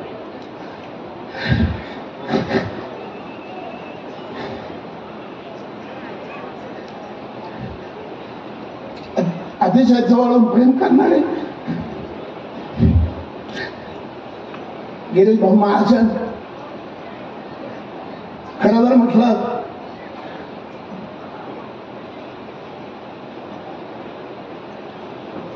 गेल्या 6 महिन्यापूर्वी आपले नाशिक निवासी मराठी बाबा, रविराज बाबा, तसेच वालेराज बाबा या सगळ्यांच्या माध्यमातून या कार्यक्रमाचा योग आला आणि या कार्यक्रमाचं नियोजनाला सुरुवात झाली. नाशिक जिल्ह्यामध्ये एवढ्या मोठ्या प्रमाणात पोथी घेणं खरं जर म्हटलं तर एकट्या माणसाला शक्य नाही. परंतु हे बाबा माझ्याकडे आले आणि यांनी मला सांगितलं की आपल्या नाशिक जिल्ह्यामध्ये ज्या बाबांचा जन्म झाला ते आपले पुजदेकर बाबा, त्यांनी नाशिक, मुंबई, अमरावती, संपूर्ण महाराष्ट्रभर धर्माचा प्रसार करीत असताना आपलं सर्व आज वय वर्ष 94 पर्यंत मानव पंथासाठी जीवन व्यतीत केलं आणि त्याच महाराजांची, त्याच बाबांची पोथी त्यांच्या जन्म जिल्ह्यामध्ये, जन्मगावी होणं गरजेचं आहे. असे आठ या लोकांनी मला घातल्यानंतर मला असं वाटलं कारण आपण सुद्धा जीवनामध्ये येऊन काहीतरी वेगळं केलं पाहिजे आणि म्हणून या पोथीचा निर्णय माझ्याकडून या बाबांनी संकल्प सोडून या पोथी घ्यायचं ठरवलं. आणि त्यानंतर मी नाशिक जिल्ह्यातील सर्व साधू संतांना या पोथी संदर्भात बोलायला लागलो. नाशिक जिल्ह्यातील आतापर्यंत आपण ज्या ज्या पुढाऱ्यांना मानव पंथाचे उपासक मानतो त्याही पुढाऱ्यांशी बोलणं झालं, पण प्रत्येक जणाचं म्हणणं असंच झालं कारण एवढी मोठी पोथी घेणं शक्य नाही. आपण पाठीमागे कार्यक्रम केलेले आहे, लोक पैसे देत नाही आणि हा इतका मोठा कार्यक्रम करण्यासाठी पैसा लागतो म्हणून एकही पुढाऱ्यांनी सुद्धा साथ दिली नाही. परंतु मी माझे जवळचे स्नेही आपले महाराष्ट्र राज्याचे मंत्री आणि नाशिक जिल्ह्याचे पालकमंत्री गिरीश भाऊ महाजन, मी यांच्या कानावर शब्द टाकला. म्हटलं भाऊ मी अशा पद्धतीचं देवाचा प्रोग्राम घेतोय आणि मला त्या प्रोग्रामच्या उपस्थितीत तुमची साथ लागणार आहे. भाऊने मला कबूल केलं. भाऊने सांगितलं का तू तुझ्या पद्धतीनं मनाप्रमाणे चांगला साधू संतांचा कार्यक्रम कर. त्या कार्यक्रमाला मी स्वतः उपस्थित राहील आणि महाराष्ट्र राज्याचे मुख्यमंत्री आदरणीय देवेंद्रजी फडणवीस साहेब हे सुद्धा उपस्थित राहतील. भाऊंनी मला सांगितलं आणि त्याप्रमाणे माझी अजून दुप्पट ताकद वाढली आणि मी काम करत गेलो. काम करता करता 30 दिवस कसे निघून गेले हे कळलं नाही. पहिल्या दिवसापासून भाऊ अशाच पद्धतीनं हा सभागृह पोथी ऐकण्यासाठी संध्याकाळच्या प्रवचनासाठी अशाच पद्धतीनं उपस्थिती वाढत गेली. महाराष्ट्रभरातून प्रत्येक येणारा साधू संत तपस्विनी आल्यानंतर प्रत्येक जण मला भेटायचे आणि मला म्हणायचे, भाऊ तुम्ही हा कार्यक्रम एकट्याने एवढा उचललेला आहे, आम्हाला गर्व वाटतो का मानव पंथास मध्ये तुमच्यासारखे भक्त आहे. भाऊ मी ह्याच भक्त भावनेने आणि ह्याच लोकांच्या आधाराने मी ऑटोमॅटिक माझ्या ताकद वाढत गेली आणि मी हा कार्यक्रम करत गेलो. खरं म्हटलं तर मी कुठलाही राजकीय दृष्टिकोन डोळ्यापुढे ठेवून मला कुठल्या भविष्यात निवडणुका पण लढायच्या नाहीये. पण माझे वडील माझी आई हे मानव पंथाचे कट्टर उपासक होते आणि माझ्या वडिलांची त्यावेळेस इच्छा होती की आपल्या शेतामध्ये एखादा मार्ग आला पाहिजे, एखादा आश्रम आला पाहिजे आणि ती पोथी झाली पाहिजे. आज वडील बघायला नाहीये, परंतु माझी ती वडिलांची आठवण डोळ्यापुढे ठेवून मी कारंजेकर बाबांनाही सांगेन का बाबा मी हे काम करीत असताना फक्त आणि फक्त माझ्या वडिलांची आईची आठवण ठेवून ही एवढी मोठ्या पोथीचं आयोजन केलं आणि सर्व साधू संतांच्या आशीर्वादाने ही पोथी 30 दिवस आनंदात पूर्ण झाली. मगाशी कोणीतरी बोललं एवढा कार्यक्रम, मला वाटतं जयंत साहेब बोलले काही एवढा मोठा कार्यक्रम करीत असताना काही ना काही अडथळे येतात. पण मी एक सांगेल समोरही बसलेल्या लोकांना सगळ्यांना हेच सांगेल का देवाचं काम करत असताना जर का आपण निर्हेतुक काम केलं तर 100% त्याला देव साथ देत असतो आणि कुठलाही अडथळा निर्माण होत नाही. अनेकांना वाटत होतं का आज आपल्या या कार्यक्रमाला मंत्री महोदय उपस्थित राहणार नाही, पण मी बाबाजींना सांगायचो का मुख्यमंत्री साहेबांना महाराष्ट्रामध्ये अनेक लोड असल्यामुळे अनेक दौरे असल्यामुळे ते येऊ शकणार नाही, पण भाऊ माझ्या कार्यक्रमाला येतील म्हणजे येतील.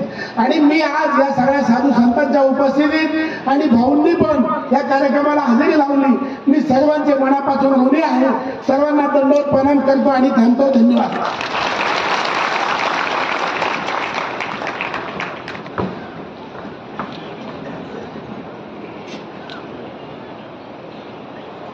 धन्यवाद. धर्माबद्दल असलेली निष्ठा ही आपल्या वक्तव्यातून व्यक्त करत असताना भाऊंनी अगदी मनाला भावणारं असं मनोगत व्यक्त केलेलं आहे.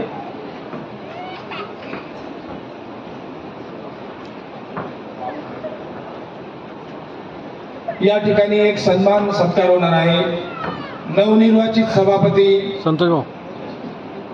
कल्पनाताई चुंबळे गवळाणे यांचा सत्कार सन्माननीय माननीय नामदार या राज्याचे मुख्यमंत्री मंत्री साहेब करतील अशी मी त्यांना विनंती करतो. नाशिक जिल्ह्यामध्ये प्रथमच नाशिक कृषी उत्पन्न बाजार समितीवरती या सगळ्या साधू संतांच्या आशीर्वादाने मागाशी शिवाजी आप्पा चोबळेंनी सांगितलं मानव पंथाच्या 3 स्थानांवरती सभापती होण्याच्या अगोदर गेले आणि देवाचं दर्शन घेतल्यामुळे नाशिक कृषी उत्पन्न बाजार समितीमध्ये या 60-70 वर्षाच्या इतिहासात फर्स्ट टाइम महिला सभापती झाला. त्यांचा सत्कार महाराष्ट्र राज्याचे मंत्री आणि नाशिक जिल्ह्याचे पालकमंत्री गिरीश भाऊ महाजन हे त्यांचा सत्कार करत आहेत. त्यानंतर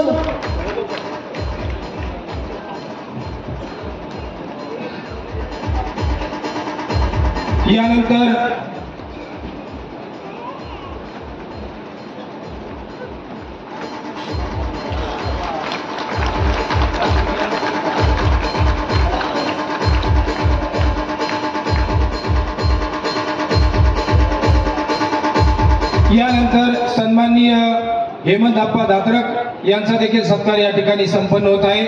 सरचिटणीस नाईक शिक्षण संस्था ज्यांच्या हस्ते सत्कार संपन्न होणार आहे ते महाराष्ट्र राज्याचे मंत्री महोदय साहेब आपला सत्कार या ठिकाणी संपन्न करत आहेत. त्याचप्रमाणे उद्योगपती पुंजाभाऊ शेठ सांगळे यांचा देखील सत्कार या ठिकाणी संपन्न होत आहे. त्याचप्रमाणे सन्माननीय गोविंद शेठ अग्रवाल शेतुर्णी उद्योजक यांचा देखील सत्कार या ठिकाणी संपन्न होत आहे.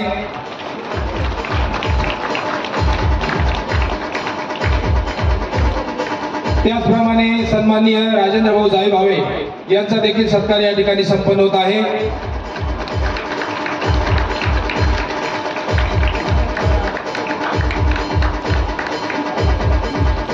सन्माननीय निमिष शेट्टी कोचर यांचा देखील सत्कार या ठिकाणी संपन्न होत आहे.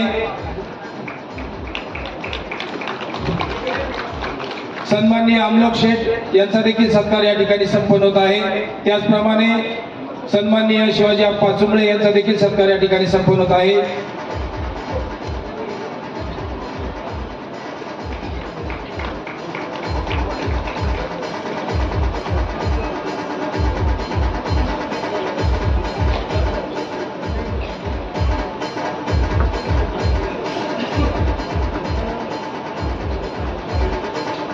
यानंतर या कार्यक्रमाला ज्यांची प्रमुख उपस्थिती आहे ते माननीय नामदार, महाराष्ट्र राज्याचे मंत्री.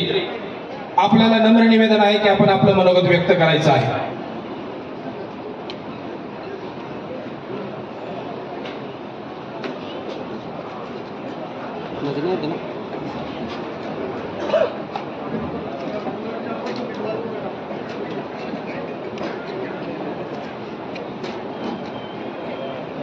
बोला भारत माता की, भगवान श्री चक्रधर स्वामी की. आजच्या या कार्यक्रमाच्या निमित्ताने मंचावर उपस्थित माननीय श्रद्धेय श्री भुजनेकर बाबा, या कार्यक्रमासाठी खास उपस्थित या कार्यक्रमाचे अध्यक्ष माननीय कारंजकर बाबा, विद्वान बाबा, मान्य लासूरकर बाबा, मान्य सुपनेकर बाबा, देशभरातून राज्यभरातील सर्व संत महंत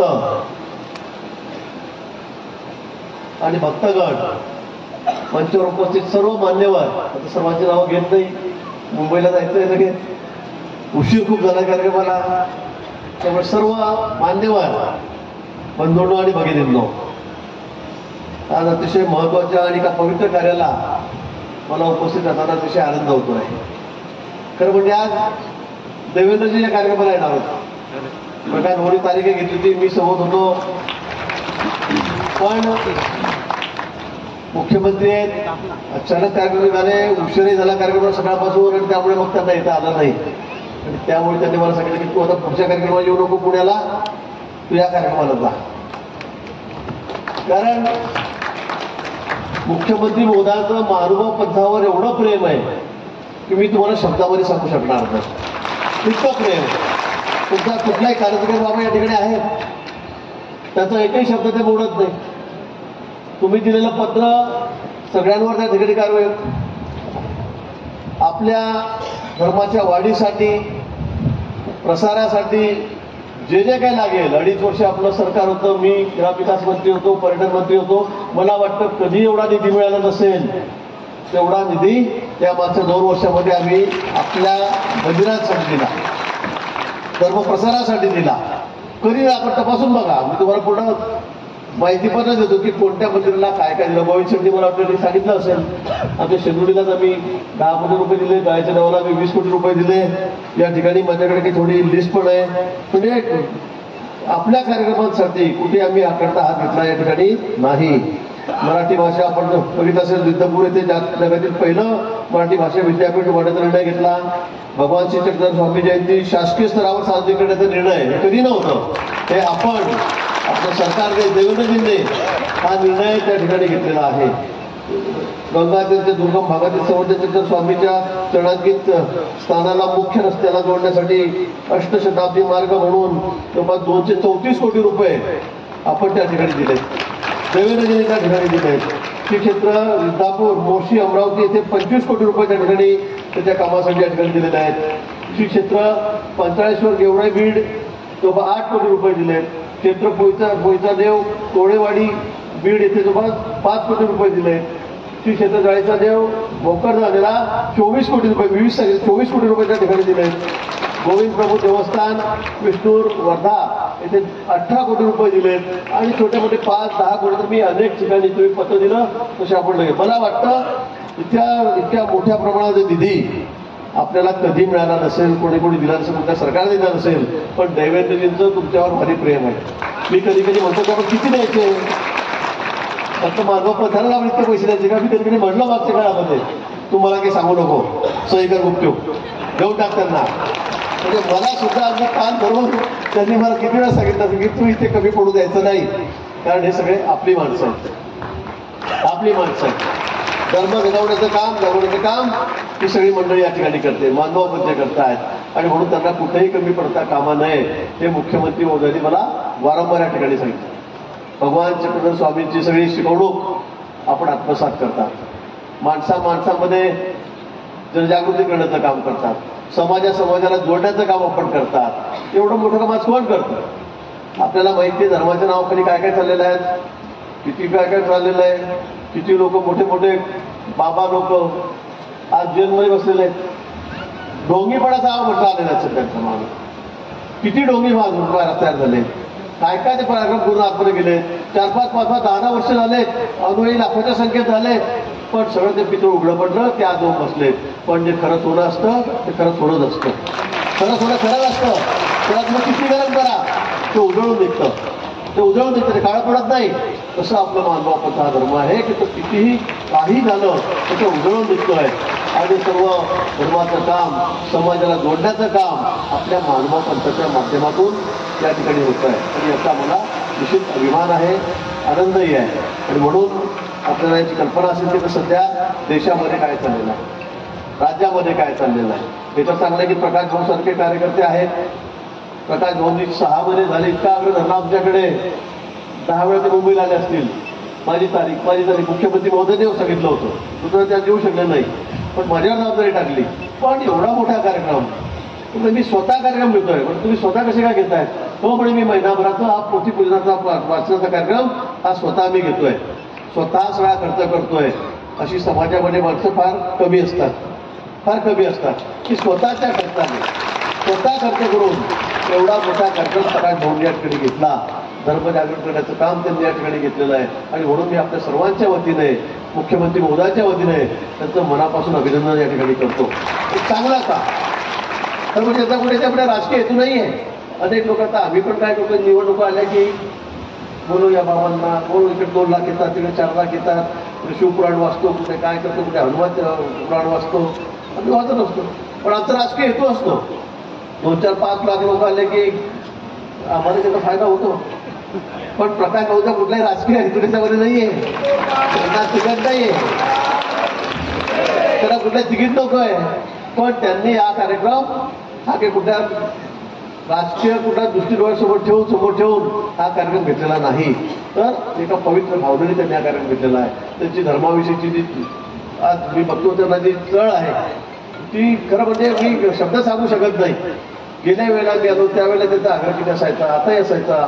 शेंदुर्डीमध्ये आपले गोविंद अमृतबाबू या ठिकाणी बसलेले आहेत. आमची पण आपले 1 वर्षाचं काय झालं मला वाटतं, आता 2 राहिलेले आहेत, ते आम्ही पूर्ण करतो. तिथे असं मोठा महिनाभराचा कार्यक्रम या ठिकाणी झाला. पण अशी माणसं समाजात जर असली तर मला वाटतं धर्म हा वाढतच राहील, द्विगुणित होत राहील, हा थांबणार नाही. आणि आज मित्र याची गरज आहे, ही काळाची गरज आहे. आज आपण बघितलं कसे काय चाललंय, कसे दंगली चाललेले आहेत, कशा मारामाऱ्या चाललेल्या आहेत. जगाच्या पाठीवर बघा, आपण बांगलादेशमध्ये मागच्या वेळेला काय राजकीय काय अराजकता झाली, सगळे आपले मंदिरं तोडले गेले, सगळे आपल्या लोकांना सोडत झालं, महिलांवर, लहान मुलींवर 10,000 लोकांनी अत्याचार केले. कशासाठी? काय संबंध? तुमच्याकडे राजकीय अराजकता झाली, पंतप्रधानांनी राजा पळून गेल्या, आमचा काय संबंध? पण बांगलादेशमध्ये छोटेसे फुटभर आमचे हिंदू आहेत, अनेक वर्षापासून आहेत, त्यांची घरं तोडली गेली, लुटली गेली, जाळली गेली, सगळे मंदिरं नेस्तनाबूत करण्यात आले. हे का होत आहे? कशासाठी होत आहे?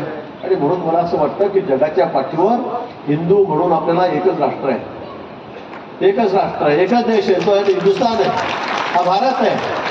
मुस्लिम राज्य, मुस्लिम देश जगामध्ये 70-75 आहेत, ख्रिश्चन राष्ट्र 250च्या वर आहेत.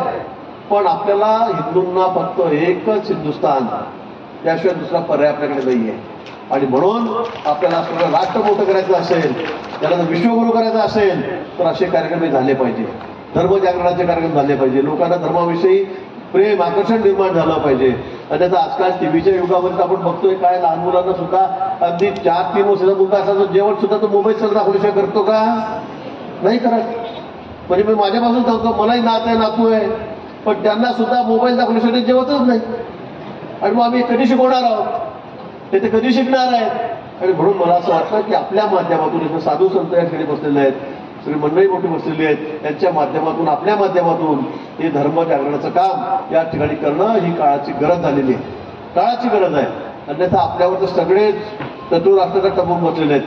धर्मांतरण एवढ्या मोठ्या प्रमाणात चाललेलं आहे की त्याचा आपण विचार करू शकणार नाही. मुस्लिमांपेक्षा आता ख्रिश्चनाचं धर्मांतरण, त्याचं आक्रमण आपल्याला एवढ्या मोठ्या प्रमाणात चाललेलं आहे. तुम्ही जा आदिवासी भागामध्ये, तुम्ही जा की आमच्या बंजारा समाजाचे तांडे त्या ठिकाणी काय चाललेलं आहे, गावचे गाव तरी धर्मांतरण करतायत, ख्रिश्चन होत आहेत, त्या ठिकाणी आमचे मुस्लिम धर्म स्वीकारला जातोय, लव जिहाद सारखे प्रकरण चाललेले आहेत. ते कधी थांबणार आहे? आमच्या धर्मावर आक्रमण आमच्या देशात येऊन हे करण्याचं काम चाललंय. तुम्ही पाकिस्तानात जा बरं, सांगा बरं त्यांना हिंदू म्हणून मारून टाकले लोक तुम्हाला त्या ठिकाणी. पण इथे सर्रास चाललेला आहे. गावाची गावं धर्मांतरण करतायत. मला वाटतं हे सुद्धा आपण थांबवलं पाहिजे. आणि जबाबदारी आपली आहे, ही जबाबदारी आपली आहे. अन्यथा थोडेफार पैसे तर आम्ही दाखवून, काहीतरी आम्ही दाखवून, वस्तूचं आम्ही दाखवून, या ठिकाणी हा सगळा ढोंगीपणा दाखवून त्या ठिकाणी ख्रिश्चनीकरण देशामध्ये मोठ्या प्रमाणात चाललेलं आहे. ते थांबवणं ही काळाची गरज आहे. आपल्या पुढच्या पिढीसाठी आवश्यक आहे. आपला देश, मी पुन्हा सांगेल की जगामध्ये फक्त एकच हिंदू राष्ट्र आहे आणि ते म्हणजे हा भारत देश आहे. आणि त्याला सांभाळण्याची जबाबदारी आपली सगळ्यांची आहे, साधू संतांची आहे. त्या ठिकाणी हेमंत भाऊनी सांगितलं, संतांचं कार्य सांगितलं, तुमचं काम सांगितलंय, खरं आहे, तुमच्याशिवाय टिकणार नाहीये. आता कुंभमेळा आपला आहे, कुंभमेळ्याचा उल्लेख तुम्ही या ठिकाणी केला. कुंभमेळा मंत्री मी आहे. योगायोग बघा, मागच्या वेळेला सुद्धा कुंभमेळा मंत्री मीच होतो, मुख्यमंत्री देवेंद्रजीच होते. माझ्याकडे इरिगेशन खातं होतं, आता इरिगेशन खातं माझ्याकडे येतं. सगळा योगायोग आहे बाबा. आपण बघा, सगळा योगायोग आहे. मागच्या वेळेला पालकमंत्री मी होतो, यावेळेला अजून होत नाही, गडबडीत सापडलेलं आहे. पण यावेळेला पण कुंभमेळ्यामध्ये मीच आहे. मग सगळा योगायोग आहे. 12 वर्षांनी ती स्थिती पुन्हा या ठिकाणी निर्माण झाली आणि मी पुन्हा कुंभमेळ्यामध्ये झालेलो आहे. अतिशय सुंदर असा कुंभ आपल्याला करायचा आहे. प्रयागराजला तुम्ही गेले असाल, एवढं मोठं आयोजन योगीजींनी त्या ठिकाणी केलं. माननीय पंतप्रधान त्यांनी त्या ठिकाणी लक्ष घातलं. आपला जो पक्ष आहे, आपलं जे सरकार आहे, हे आपलं सरकार आहे, हे आपल्या धर्माचं सरकार आहे. तुम्हाला सांगा, आपण बघितलं असेल त्याला केवढं मोठं मंदिर, किती वर्षापासून, शेकडो वर्षापासून आम्ही लढा देत होतो. झालं आहे त्याला राम मंदिर, भव्य दिव्य मंदिर उभं राहिलं आहे. जगात नसेल एवढं मोठं मंदिर आम्ही त्या ठिकाणी बघितलं. काशी विश्वनाथ बघा, वाराणसीला जाऊन बघा, मथुरेला जाऊन बघा, तुम्ही उज्जैनला जा. काय आम्ही खर्च करतोय, काय मंदिराचं पुनरुज्जीवन करतोय, ते केलं पाहिजे. काही लोक म्हणतात कशाला ते मंदिरावर खर्च करताय, कशाला त्याचं हे करताय, कशाला केलं पाहिजे. अहो, धर्म जगला तर आपण जगू, धर्म नसेल तर आपण काय करणार आहोत. धर्म जगवणं हे आमचं काम आहे, आमचं राज्यकर्त्यांचं काम आहे. आणि म्हणून मला असं वाटतं की मोदींच्या नेतृत्वाखाली त्यांनी जर सांगितलं सर्व देशभर मंदिराचं पुनरुज्जीवन आम्ही करतोय. मी त्या खात्याचा मंत्री झालो. 5,000 कोटी रुपये आपण ब वर्ग मंदिराला पण 5,000 कोटी रुपये, प्रत्येकाला 5-5 कोटी, 1 कोटी म्हटलं 5 कोटी घ्या. मंदिर दुरुस्त करा, रिपेअर करा, रंगरंगोटी करा. ते पुढे अजून टिकले पाहिजे 50, 100, 200 वर्ष. हे आपलं काम आहे. आपलं सरकार आल्यावर इकडे तर कधी करू, बाकीच्याकडे अपेक्षा नाही लोकांना. आणि म्हणून मोदींना भरभरून मतं दिले. सगळा देश त्यांच्या पाठीची कंप्लीट पडत आहे. 15 वर्ष झाले, सतत 15 वर्ष झाले त्यांना पंतप्रधान करतोय. आपण एकत्र नाही राहिलो तर मग आपलं खरं नाही. आणि म्हणून आपण संघटित होणं ही काळाची गरज आहे. आणि त्याचबरोबर धर्म जगवणं, हा टिकवणं, त्याचा प्रचार प्रसार करणं ही सुद्धा काळाची गरज झालेली आहे. आणि म्हणून असे कार्यक्रम होणं हे क्रमप्राप्त आहे. म्हणून मी प्रकाश भाऊंना मनापासून धन्यवाद देतो की त्यांनी अतिशय सुंदर असं नियोजन या कार्यक्रमात या ठिकाणी दिलं. आपण सुद्धा म्हणजे बघा, महाभारतात 94 वर्ष वय आपलं, 94 वर्ष वय असताना सुद्धा 30 दिवस झाले या ठिकाणी पोहोची वाटत करतात. आपल्याला उपदेश करताय. ही छोटी गोष्ट नाहीये, ही छोटी गोष्ट नाहीये. आणि म्हणून या माध्यमातून आपल्याला सुद्धा जनजागृती करावी लागेल. आपण पूजा अर्चा करू शकत. स्वामींनी सांगितलं त्यांनी समाज जोडण्याचं काम केलं, माणसं जोडण्याचं काम केलेलं आहे. नुसतं पूजा करा, अर्चा करा सांगितलं नाही. आज श्रीकृष्ण भगवान भगवद्गीता त्यांनी सांगितली. आज जीवनामध्ये कुठलीही गोष्ट देत असताना आपल्याला भगवद्गीतेचा आधार घ्यावाच लागतो. भगवद्गीता आधार घ्यावा. कोर्टामध्ये जरी गेला तर कुठल्या देवाला आठवायला लागत नाही. भगवद्गीता ठेवायचं राहत. आणि सगळ्यात श्रेष्ठ आहे ती भगवान श्रीकृष्णाने दिलेली आहे आणि म्हणून त्याला करण्याचं साधारण महत्व आहे. आणि म्हणून मला वाटतं बाबांनी या ठिकाणी पुढचवाचन केलं, ते या ठिकाणी तास बसलेले आहेत आणि म्हणून इथून जाऊन आपल्याला सध्या समाजाला उपदेश करायचा आहे. त्याने जे सांगितलं ते सगळ्या समाजामध्ये रुजवायचं आहे. आणि सगळ्यात महत्त्वाचं मी सांगेन की व्यसनापासून लांब राहा, म्हणून तरुणांना आपल्याला आता धडा शिकवावा लागला. व्यसनापासून लांब राहा. आजची तरुण पिढी इतकी व्यसनाधीन होत चाललेली आहे. काय तंबाखू खातात, कुठे तो जर्दा खातात, कुठे सिगरेट पितात, कुठे दारू पितात. तरुण पिढी आज जगामध्ये भारत राष्ट्र सगळ्यात तरुण राष्ट्र आहे. म्हणजे 18 ते 25 वयाचे तरुण सगळ्यात जास्त जगात कुठल्या राष्ट्रात आहे, देशात आहे, तर ते आपल्या भारतामध्ये. पण आमची पिढी जर अशी व्यसनाधीन असेल, ती जर अशी व्यसन करत असेल, तर मग तरुणाई काय कामाची, काय करायचं तरुणाईला. आणि म्हणून मला असं वाटतं की आपल्याकडे सर्वात मोठा आव्हान जे आज काय असेल समाजामधलं, तर या तरुणांना व्यसनापासून दूर करा, व्यसनापासून त्यांना थांबवा, त्याच्यातली व्यसनाधीनता थांबवा. आणि आता अनेक तरुण तंबाखू खाऊन कॅन्सर मरतायत, दारू पिऊन त्याचे फेफडे सोडून चाललेले आहेत, लिव्हर खराब होऊन चाललेले आहेत. आपण दोघेंनी सांगितलं या ठिकाणी, आपण महाराष्ट्रामध्ये बोललं की माझं केवढं मोठं काम आरोग्याचं आहे, आपण म्हणाला त्या ठिकाणी. पण एक खरं आहे, मी दररोज म्हणजे माझ्याकडे 200-250 पेशंट मुंबईला असतात, त्याची राहण्याची जेवणाची व्यवस्था, माझ्याकडे 30-40 त्याचे काम करणारी माणसं आहेत, गाड्या आहेत, सगळं मी करतोय. पण सगळ्यात जास्त पेशंट कोणते आहेत, तर कॅन्सर झाले. कसा कॅन्सर झाला, तर तंबाखू खाऊन कॅन्सर झाला. तरुण पोर आहेत, म्हातारे बाप राहून गेले, तरुण पोर मरून चाललेले आहेत तंबाखू खाऊन, ते व्यसन करून, तो जर्दा खाऊन, माणिकचंद, गोवा, विमल, कमर, सुमन, काय काय खातो ना मला माहिती नाही नाव काय. धडाधड मारतात. मी तो 10 पुड्या खातो, मी तर 15 पुड्या खातो. आणि गेला 30मध्ये 40मध्ये गेला, तगड्यावर करून गेला. मायबाप म्हातारे राहून गेले, हा गेला जगाचा निरोप घेऊन. दारू काय पितो, आमच्यावर शरद काय लावतात लोक, मी तर क्वार्टर पितो, घरी असं जातो रात्री पटपट टाकतो. दुसरा म्हणतो मी तर हाफ मारतो, 2 क्वार्टर मारतो, मला काय होती, मी असाच डोळे टाक सोडून जातो. तिसरा म्हणतो मी बंफर मारतो, मार मग. सगळ्यात जास्त अपघात दारू पिल्यामुळे होत आहे.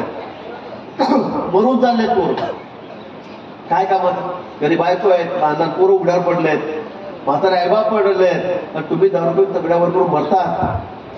काय काय अर्थ ते तरुणाईला, कशासाठी तरुणाई आहे. पण जगामध्ये आम्ही सगळ्यात तरुण आहोत. आमच्याकडे बघण्याची अमेरिकेची हिंमत असायला नको, रशियाची नसो, पण तरुण पिढी जर आमची दारू पिऊन अशीच जर पडत असेल, गटारीजवळ पडली, रस्त्यावर पडली, आईबाप संध्याकाळी सुद्धा चालली, बायको सुद्धा कुठे पडला माझा नवरा, कुठे पडला माझा पोरगा, काय कामाची ती तरुणाई. म्हणून मला वाटतं की समाजाचं प्रबोधन यासाठी करणं अतिशय महत्वाचं आहे. अधिक जागृतपणे ते आपल्याला करावं लागणार की बाबा व्यसन करू नका, व्यसनापासून लांब राहा. आणि मला हे या गोष्टीची खात्री आहे की जे आपल्या धर्माकडे वळलेत, ज्यांनी मानवबद्धाचा अभ्यास केला, इकडे वळले, ते कधी आयुष्यामध्ये व्यसन करू शकत नाही, याची मला खात्री आहे.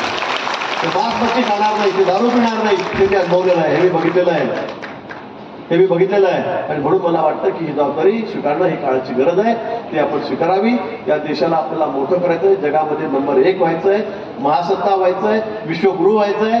आणि मोदींच्या नेतृत्वाखाली ते होणार आहे, या बाबतीमध्ये कोणाच्याही मनामध्ये शंका नाही.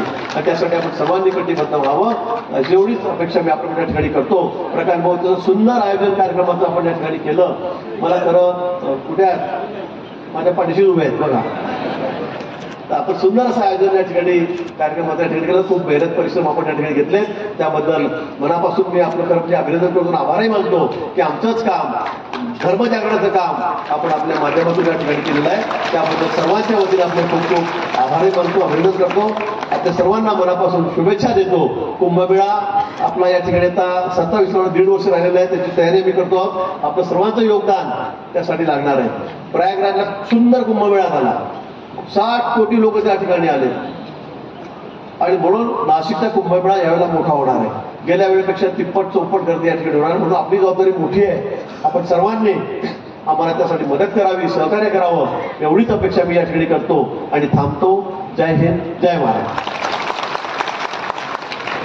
धन्यवाद भाऊ.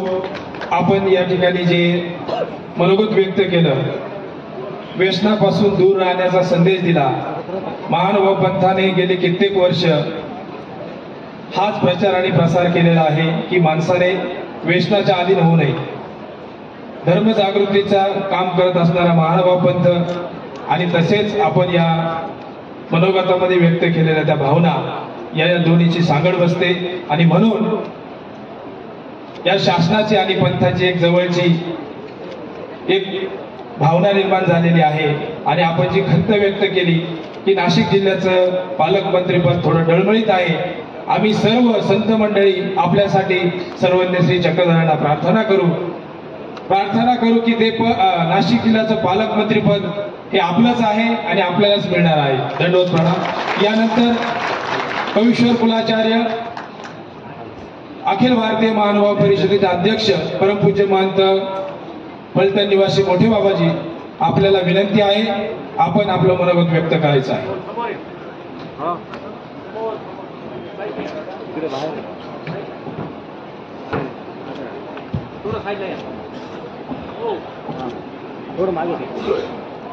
श्री गोपाल कृष्ण महाराज की जय.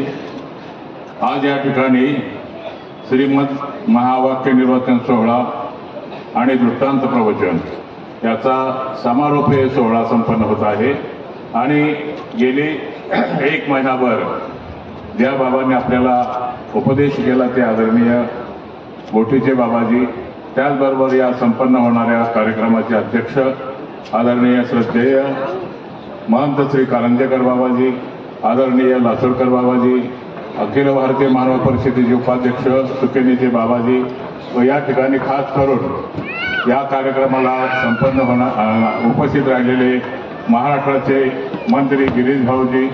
खरं तर महानुभाव पंथ हा सर्व जाती धर्मांना सामावून घेणारा असा हा पंथ आहे. सर्वांना व्यसनापासून दूर ठेवणारा तर महानुभाव पंथ आहे. आणि हा महानुभाव पंथाचा झेंडा काबूल कंदहारपर्यंत आपल्या पूर्वजांनी पोहोचवलेला आहे. ज्या अनेक प्रदेशात, सिंधी भाषा प्रदेशात सर्व ठिकाणी महानुभाव पंथाचे आश्रम धर्म मंदिर आहेत, ज्यामध्ये गुजरात असेल, पंजाब असेल, राजस्थान असेल, उत्तर प्रदेश असेल, महाराष्ट्र असेल, अशा प्रकारचा हा महानुभाव पंथ सर्वांना सामावून घेणारा, गिरीश भाऊंनी सांगितलं खास करून शब्दव्यसनापासून दूर समाजाला ठेवणारा हा महानुभाव पंथ. आणि ह्या महानुभाव पंथाची ओळख खऱ्या अर्थाने शासकीय पातळीवर मुख्यमंत्र्यांनी दखल घेतलेली आहे. अशा प्रकारचं हे धर्मकार्य भविष्यात चालू राहणार आहे. या ठिकाणी मी फारसा वेळ घेत नाही. या ठिकाणी मला बोलण्यासाठी संधी दिली याबद्दल या आजच्या या कार्यक्रमाचे आयोजक जे आहेत प्रकाश शेठजी घुगे, कृष्णराज बाबा मराठे, वांडेराज बाबा पातुरकर, प्रवीणराज शेवलीकर यांना मी धन्यवाद देतो, कार्याला शुभेच्छा देतो आणि माझे विचार सांगतो.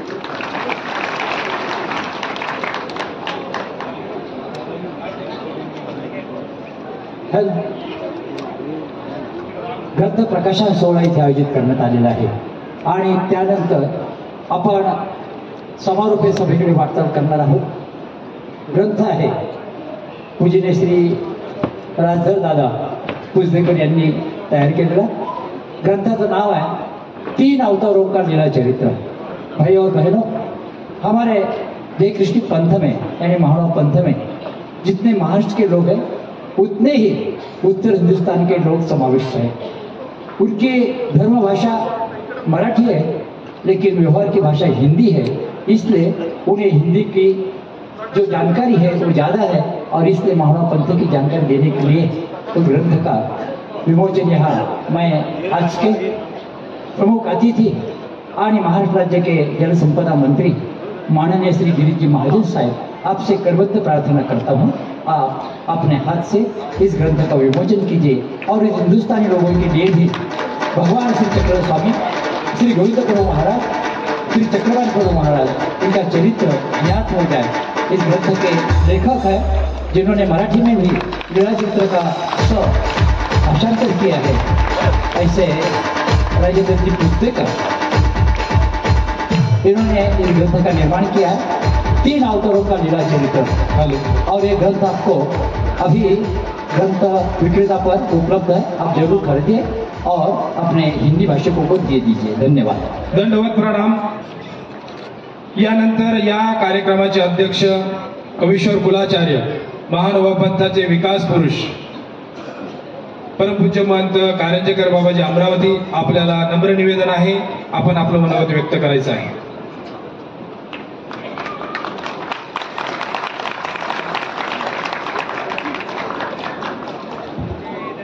जया वंदने विघ्न बाधान बाधे जया चिंतने साधका वेद साधे प्रसादातया वासनिका सुगोत्रा नमस्कार मे भिक्षुका स्थान मात्रा नमस्कार मे भिक्षुका स्थान मात्रा सर्वज्ञ श्री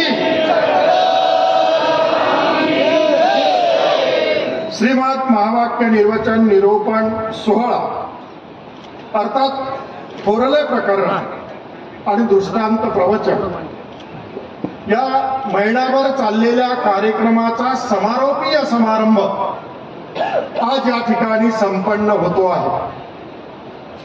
ज्यांच्या मुखातून गेली महिनाभर सर्वज्ञ श्री चक्रधर प्रभूंनी निरोपण केलेल्या महावाक्याला आपण हृदयापर्यंत घेतलं, ज्यांच्या मुखातला एकनेक शब्द खऱ्या अर्थानं आमच्या जीवनाला पवित्र करत होता, असे परमपूज्य परमादरणीय श्रद्धेय सौभाग्य आहे आज माझं की ज्यांच्या मांडीवर खऱ्या अर्थानं लहानपणी मी खेळलो, त्यांच्याच कार्यक्रमाला समारोपीय अध्यक्ष होण्याचा सन्मान म्हणजेच एका खऱ्या अर्थानं पित्याने मुलाचा केलेला सन्मान आज या ठिकाणी खऱ्या अर्थानं आपल्याला बघायला मिळतो आहे. असे आदरणीय श्रद्धेय प्रातस्मरणीय घोटी निवासी आदरणीय श्री बाबा, अखिल भारतीय मानव परिषदेचे अध्यक्ष परमपूज्य परमादरणीय श्रद्धेय फलटण निवासी आदरणीय श्री बाबा, त्याचप्रमाणे पारिमांडल्य कुळाचार्य परमपूज्य परमादरणीय श्रद्धेय आचार्य प्रवर जळगाव जाळीचा देव आश्रमाचे संचालक आदरणीय श्री बाबा, या नाशिक जिल्ह्याचं वैभव परमपूज्य आदरणीय श्रद्धेय महंत आचार्य प्रवर सुखिनकर बाबा आणि आपल्यामध्ये खऱ्या अर्थानं या महाराष्ट्र राज्याचे जलसंपदा मंत्री साहेब, पुन्हा तुम्ही ग्रामविकास आणि पर्यटन मंत्री पाहिजे होते. आम्ही हीच इच्छा खऱ्या अर्थानं व्यक्त करत होतो, कारण तुमच्या काळात जो निधी मिळाला, मंडळी लक्षात घ्या, मी सगळ्याशी भांडतो, मी गिरीश भाऊशी भांडलो, कित्येक वेळेस आमचे भांडणं झाले असतील, पण ते भांडणं काही स्वार्थासाठी नव्हते, तर ते मानवाव संप्रदायाच्या विकासासाठी, त्या तीर्थक्षेत्राच्या विकासासाठी खऱ्या अर्थानं आमचं प्रेमाळ भांडण गिरीश भाऊंशी खऱ्या अर्थानं होत होतं. ते ज्या मतदारसंघाचं प्रतिनिधित्व करतात, भाऊ तुमच्या आजूबाजूनं आम्ही बहुसंख्येनं मानवाव संप्रदायिक आहोत आणि ती सगळीच तुमच्यावर प्रेम करतात, असे या राज्याचे जलसंपदा मंत्री आदरणीय गिरीश भाऊ, त्याचप्रमाणे आदरणीय श्रद्धेय धात्रक साहेब या ठिकाणी आहेत. आमच्या सर्व सद्भक्तांचं एक वैभव असे आदरणीय श्रद्धेय आमचे सिन्नरचे आदरणीय श्री सांगळे भाऊ या ठिकाणी आहेत. आमचे आदरणीय शेंदुर्णीचे आमचे गोविंद शेठ अग्रवालजी या ठिकाणी आहेत आणि ज्यांच्या राजेंद्र जायभावेजी या ठिकाणी आहेत. आणि आपण बघितलं की पहिल्यांदा कृषी उत्पन्न बाजार समितीवर महिलांचं राज्य. नाही, तुम्ही लाडक्या बहिणी आहातच, लाडक्या भावांचा विचार गिरीश भाऊ होणा झाला पाहिजे, पण आहे मातृशक्ती आहे ती, त्यांचा आशीर्वाद सातत्यानं आपल्याला असलाच पाहिजे. आणि म्हणून कृषी उत्पन्न बाजार समितीवर ज्यांची निवड झाली अशा चुमळेताई, त्याचप्रमाणे ज्यांच्यामुळे खऱ्या अर्थानं या कार्यक्रमाचं आयोजन झालं असे आदरणीय आमचे कृष्णराज बाबा मराठे, परमपूज्य आदरणीय वाल्लेराज बाबा पातुरकर, आदरणीय प्रवीणराज शास्त्री शेवलीकर आणि ज्यांनी या सर्व कार्यक्रमाचं इतकं भव्य दिव्य असं या ठिकाणी आयोजन केलेलं आहे असे आदरणीय आमचे प्रकाशसाहेब घुगे. खरं अभिनंदन आपण त्यांचं करायला पाहिजे. चांगल्या कामाचं खऱ्या अर्थानं कौतुक खऱ्या अर्थानं झालंच पाहिजे. विचाराचे मतभेद अनेक ठिकाणी असतात, होत राहतील, ते माणूस आहे तिथे मतभेद आहे, पण खऱ्या अर्थानं आपल्या जीवनामध्ये मनभेद होता कामा नये. हाच सर्वज्ञांनी 800 वर्षापूर्वी आम्हाला विचार दिलेला आहे. सर्वज्ञांनी या महाराष्ट्राच्या भूमीमध्ये सत्य, अहिंसा, शांती, समता, साधेल आणि राष्ट्रीय एकता हा सगळ्यात पहिले महान मंत्र जर कुणी दिला असेल तर या महाराष्ट्राच्या मातीत सर्वज्ञ श्री चक्रधर प्रभूंनी दिला. आणि तोच मंत्र घेऊन आमचा साधक महाराष्ट्रातच नाही, या भारतातच नाही तर भाऊ आम्ही देशाच्या बाहेर पाकिस्तानमध्ये सुद्धा गेलेला आहोत. लाहोर पर्यंत आम्ही मराठीला पोचविण्याचं काम केलं. म्हणून आमचा आग्रह होता की रिद्धपूरला मराठी भाषा विद्यापीठ झालं पाहिजे. लक्षात घ्या मंडळी, आज सगळ्याच राज्यामध्ये महानुभाव संप्रदाय सगळ्या ताकदीने उभा आहे. मग ते उत्तर प्रदेश असेल, बिहार असेल, इकडे तुम्ही हिमाचल घ्या, मध्य प्रदेश घ्या, असं कुठलं राज्य नाही की ज्या राज्यात महानुभाव संप्रदाय नाही. विशेषतः महानुभावांची ही आहे की या सगळ्या राज्यामध्ये मराठीला पोचविण्याचं काम महानुभावांनी केलं. आजही उत्तर भारतातला आमचा साधक सूत्रपाठाचं पारायण मराठीत करतो आणि आरती सुद्धा मराठीत म्हणतो.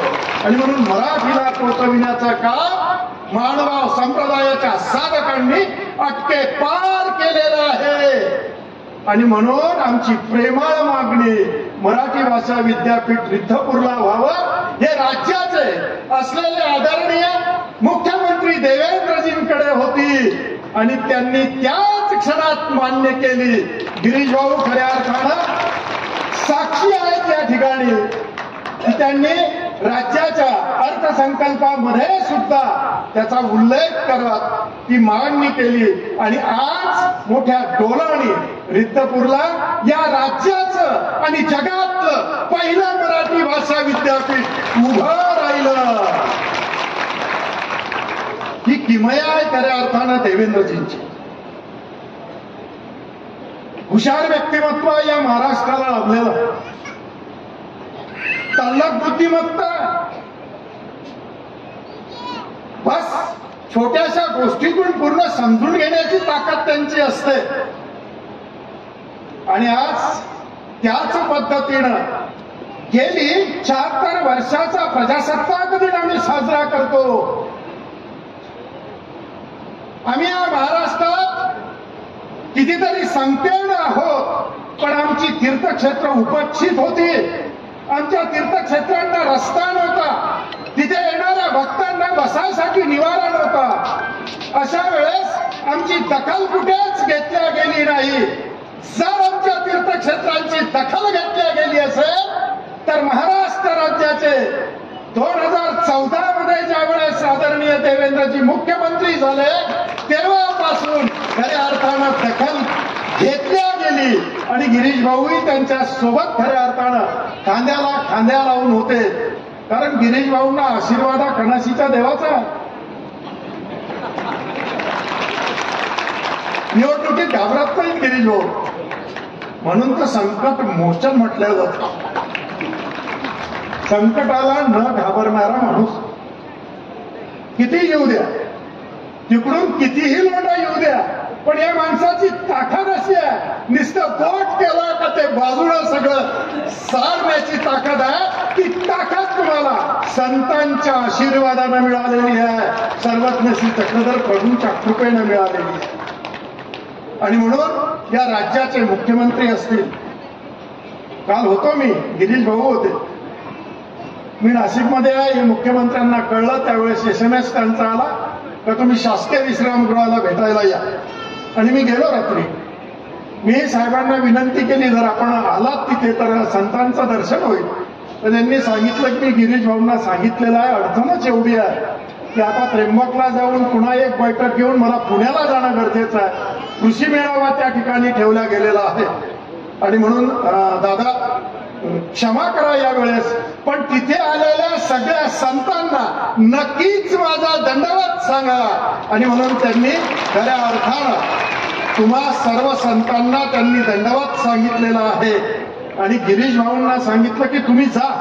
माझ्या समोर सांगितलं का की तुम्ही इकडचे 10 कामं सोडा, पण तुम्ही त्या कार्यक्रमाला जरूर हजर राहा. आणि काल शासकीय विश्रामगृहाला रात्री त्यांचं आणि माझं बोलणं झालं गिरीश भाऊंचं. ते म्हणे मी येणार, बस मी 11 वाजेपर्यंत तिथे पोहोचतोय. आणि म्हणून राज्याचे असलेल्या मुख्यमंत्र्यांचं लक्ष आपल्याकडे नक्की आहे, आपल्या संप्रदायावर आहे, आपल्या तीर्थक्षेत्रावर आहे. आणि म्हणून त्यांच्यावर आपलं लक्ष असलं पाहिजे, हे अत्यंत महत्वाचं आहे. त्यांना भरभरून आशीर्वाद खऱ्या अर्थाने आपण दिला पाहिजे. जो आपलं काम करेल त्याचा आपण नियम आहे. गिरीश भाऊ तुमचे आम्ही आहोत, काही विषय नाही. त्या गोविंद शेठ इथे आहे, शेंदुर्णीला भरपूर पैसे दिले, अजून तीर्थक्षेत्र आहेत आपले. 10 कोटी रुपये तुम्ही शेंदुर्णीला दिले आणि तुम्ही अर्थसंकल्पातली यादी इथं वाचून दाखवली. बरोबर आहे साहेब, त्याहीपेक्षा मी यादी वाचून दाखवत नाही, तुमच्या सहीने ग्रामविकास मधून आणि पर्यटन मधून इतके GR निघाले, इतक्या प्रमा निघाल्या की भरपूर तीर्थक्षेत्रांचा खऱ्या अर्थाने विकास झाला.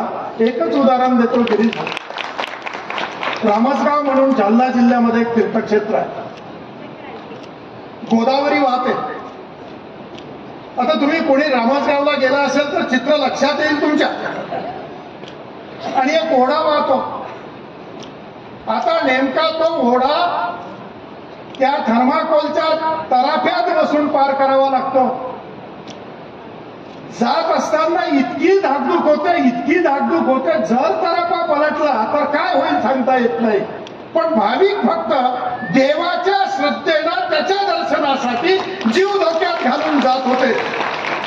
आणि हा विषय ज्या वेळेस मी आदरणीय मुख्यमंत्री साहेबांसमोर मांडला, गिरीश भाऊंसमोर मांडला, त्यांनी लक्षात घेतलं आणि त्या ठिकाणी रामसगावसाठी महादाईसाचं असलेलं गाव, जिथं क्षेत्र संन्यास खऱ्या अर्थानं महादाईसानं घेतला, असं परमपवित्र असलेलं गाव, जिथे राजमठ आहे असा परमपवित्र असलेल्या गावाच्या ठिकाणी सर्व भक्तांच्या सोयीसाठी गिरीश भाऊ आपण पर्यटन मधून 2 कोटी रुपये पुलासाठी दिले आणि टेंडरहून काम चालू झालं.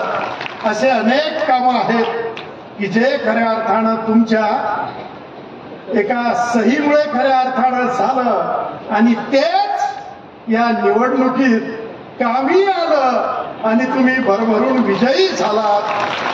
तुम्ही नित्य आणि निरंतर या महाराष्ट्र राज्याचे मंत्रीच राहो ही अपेक्षा खऱ्या अर्थानं आम्ही करणार आहोत.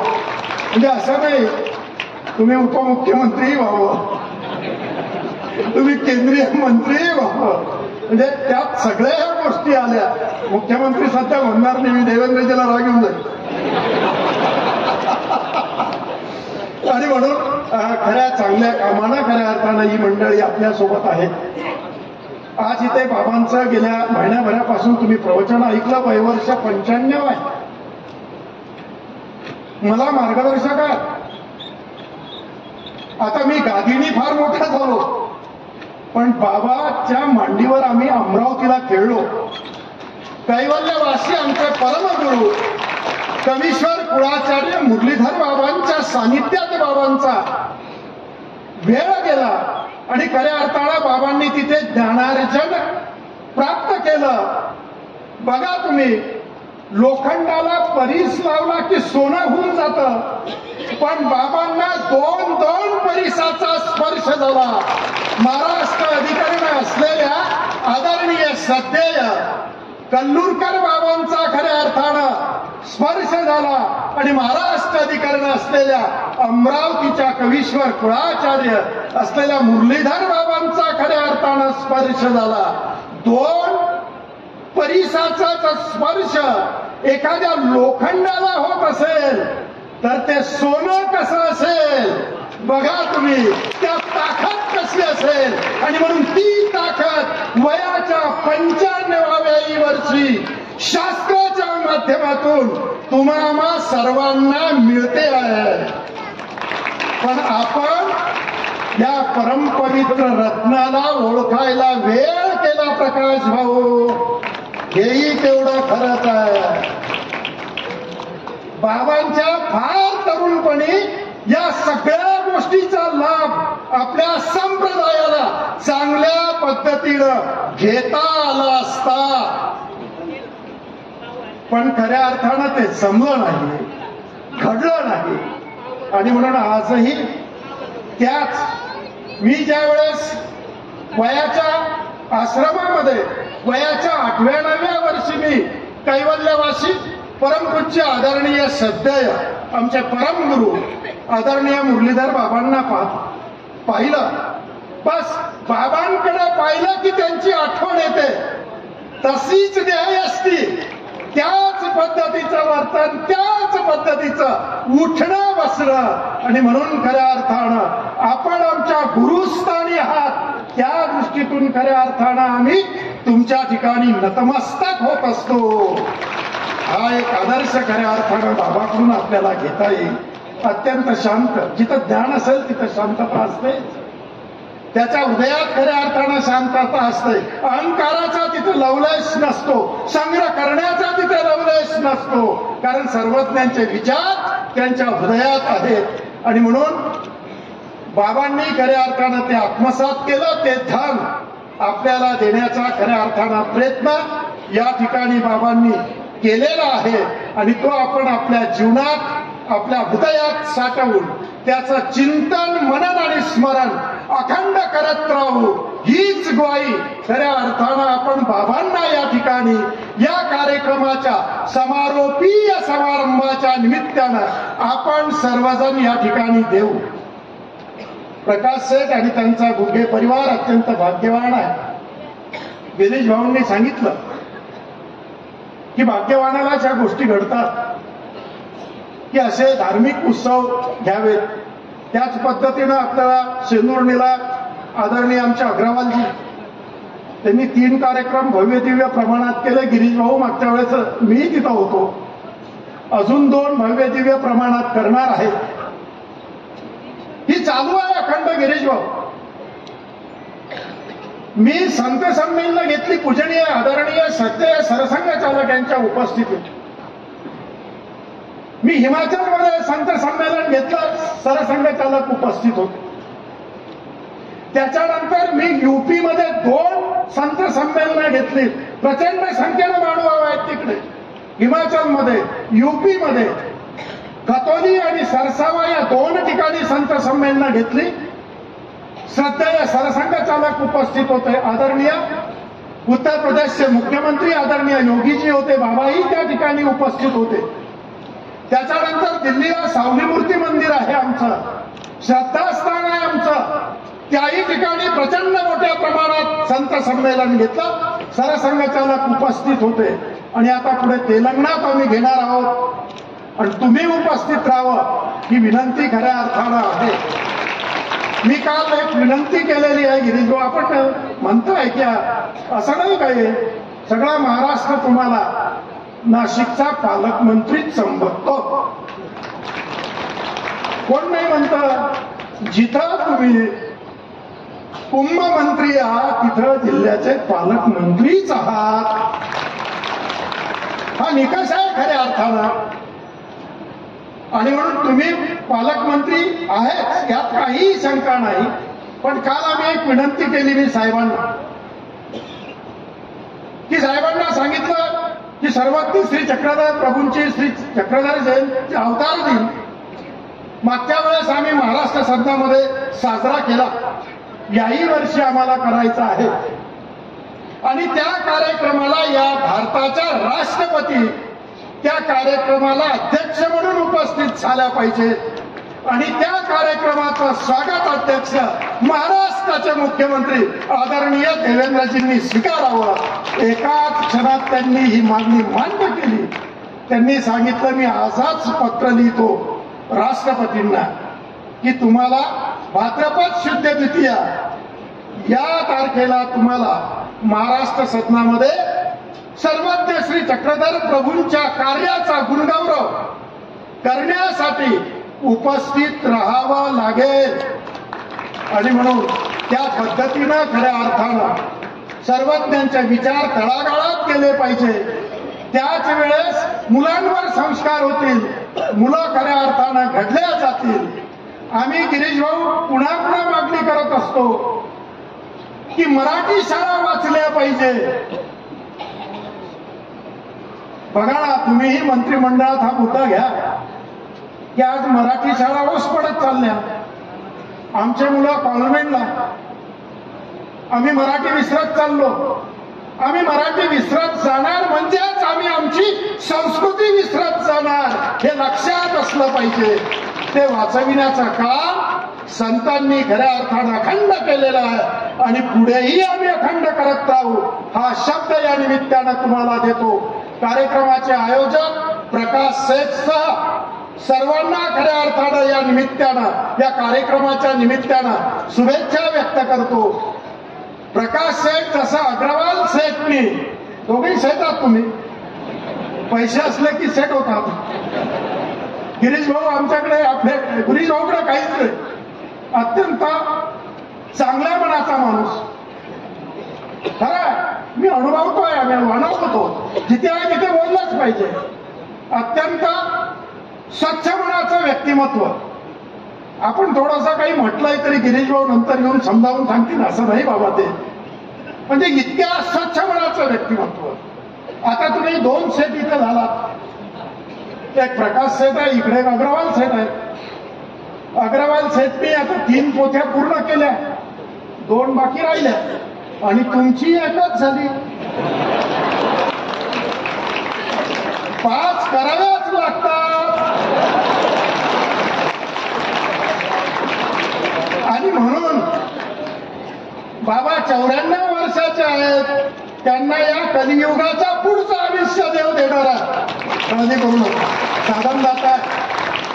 म्हणून पुढच्या वर्षी आपलाही कुंभ मानवांचा इथे का भरू नये, भरला पाहिजे. ज्ञानाचा कुंभ आहे तो. आणि म्हणून 5 तुम्हालाही पूर्ण कराव्या लागतील. काळजी करू नका, आपण काहीच करत नाही. तो आहे, तो बरोबर सगळं पाठवेल आणि ते सगळं होऊन जाईल. आणि म्हणून अशा पद्धतीनं तुम्हालाही त्या निमित्तानं अनंत कोटी शुभेच्छा व्यक्त करतो. तुम्हा बाबांना, आदरणीय बाबांनी खऱ्या अर्थानं ज्ञानार्जन आपल्याला करवला, त्यांना मी महानुभाव पंथाच्या वतीनं या ठिकाणी या व्यासपीठावरून दंडवत करतो. तुम्हा सगळ्यांना खऱ्या अर्थानं या कार्यक्रमाच्या शुभेच्छा देऊ मी माझ्या अध्यक्षीय विचारांना थांबवतो. दंडवत, प्रणाम. धन्यवाद बाबा. आपली तुलना ती करणं उचित नाही, परंतु आपण बॅट न घेता सुद्धा जी फटकेबाजी करतात ती सदैव स्मरणात राहणारी आहे. सदैव चौकार, षटकार, काय काय आपण करता ते प्रत्येक ठिकाणी मर्मग्राही ठरतात. आपलं विचारांचं धन, आपलं धारिष्ट्य आणि विचारांची मांडणी, यामुळे तर आमच्या महानुभाव पंथाचा आपण विकास पुरुष झालात आणि त्यातूनच महानुभाव पंथाने आपल्याला विकास पुरुष ही उपाधी दिलेली आहे. आपण आलात, आमच्या नाशिक जिल्ह्याचं सुद्धा आपण प्रतिनिधित्व केलं आणि या कार्यक्रमानिमित्ताने आपले विचार मांडले. आपल्याला धन्यवाद देतो आणि या संपूर्ण कार्यक्रमाचं आभार प्रदर्शन येथे पूजनीय श्री प्रवीण दादा शिवडीकडे करतील. आभार प्रदर्शन होईल आणि त्यानंतर पुढील सूचना मिळतील. कोणीही जागा सोडू नये. माता भगिनींना, तपस्विनींना विनंती आहे, 5 मिनिटांनी कोठेही फरक पडत नाही. कसा अगदी 2च मिनिटांमध्ये या ठिकाणी आभार प्रदर्शन होणार आहे. फक्त 2 मिनिटांचा वेळ द्या. 1 महिना केलेल्या सेवेचे फक्त 2 मिनिटांमध्ये आभार व्यक्त करणार आहे. फक्त 2च मिनिट. श्रीमद महावाक्य निर्वचन निरूपण सोहळा या सोहळ्याच्या समारोपीय सभेसाठी उपस्थित आजच्या कार्यक्रमाचे प्रमुख पाहुणे सन्माननीय नामदार गिरीश भाऊजी महाजन आणि या सभेचे अध्यक्ष कवीश्वर कुलाचार्य अमरावती निवासी मोठे बाबाजी, त्याचप्रमाणे पलटण निवासी कवीश्वर कुलाचार्य मोठे बाबाजी, जळगाव निवासी मोठे बाबाजी आणि श्री दत्त मंदिर सुकेना या संस्थांचे संचालक, अखिल भारतीय महानुभाव परिषदेचे उपाध्यक्ष बाबाजी आणि सर्व राजकीय क्षेत्रातले मान्यवर सगळ्यांचे या ठिकाणी आयोजक आणि संयोजकांच्या वतीने आभार व्यक्त करतो. मंत्री महोदयांनी आपल्याला वेळात वेळ काढून या कार्यक्रमाला उपस्थिती लावली, मनापासून त्यांचे आभार व्यक्त करतो. उपस्थित सर्वांचे आभार. आणि 1 महिनाभर आपण इथे थांबला, आम्ही आपली मोडकी तोडकी सेवा करू शकलो. आमच्या सेवेमध्ये काही उणिवा असतील ते आमच्या पदरात टाका आणि आम्हाला मोठ्या मनाने क्षमा करा. या ठिकाणी आपल्यावर आभार व्यक्त करतो आणि कार्यक्रम संपला असे जाहीर करतो. दंडवत प्रणाम, दंडवत प्रणाम. धन्यवाद. आरती होणार आहे. आरती झाल्याशिवाय कोणीही हे सभागृह सोडावायचं नाही. मंचावरची मंडळी थोडी बाजूला असावी. आपण आहात तेथे थांबा. पूजनीय श्री योगेश दादा कपाटे वर्धा आपण आरतीला प्रारंभ करावा ही विनंती आहे. पंचकृष्ण समाज आणि त्याबरोबर संपूर्णपणे 1 महिनाभर ज्यांनी आपल्याला साथ दिली ते या पंचकृष्ण संस्थेचे आयोजक पूजनीय श्री दादा योगेश दादा कपाटे यांना विनंती आहे आपण आरती संपन्न करावी. कोणीही जागा सोडू नये. सद्भक्त मंडळी थांबा.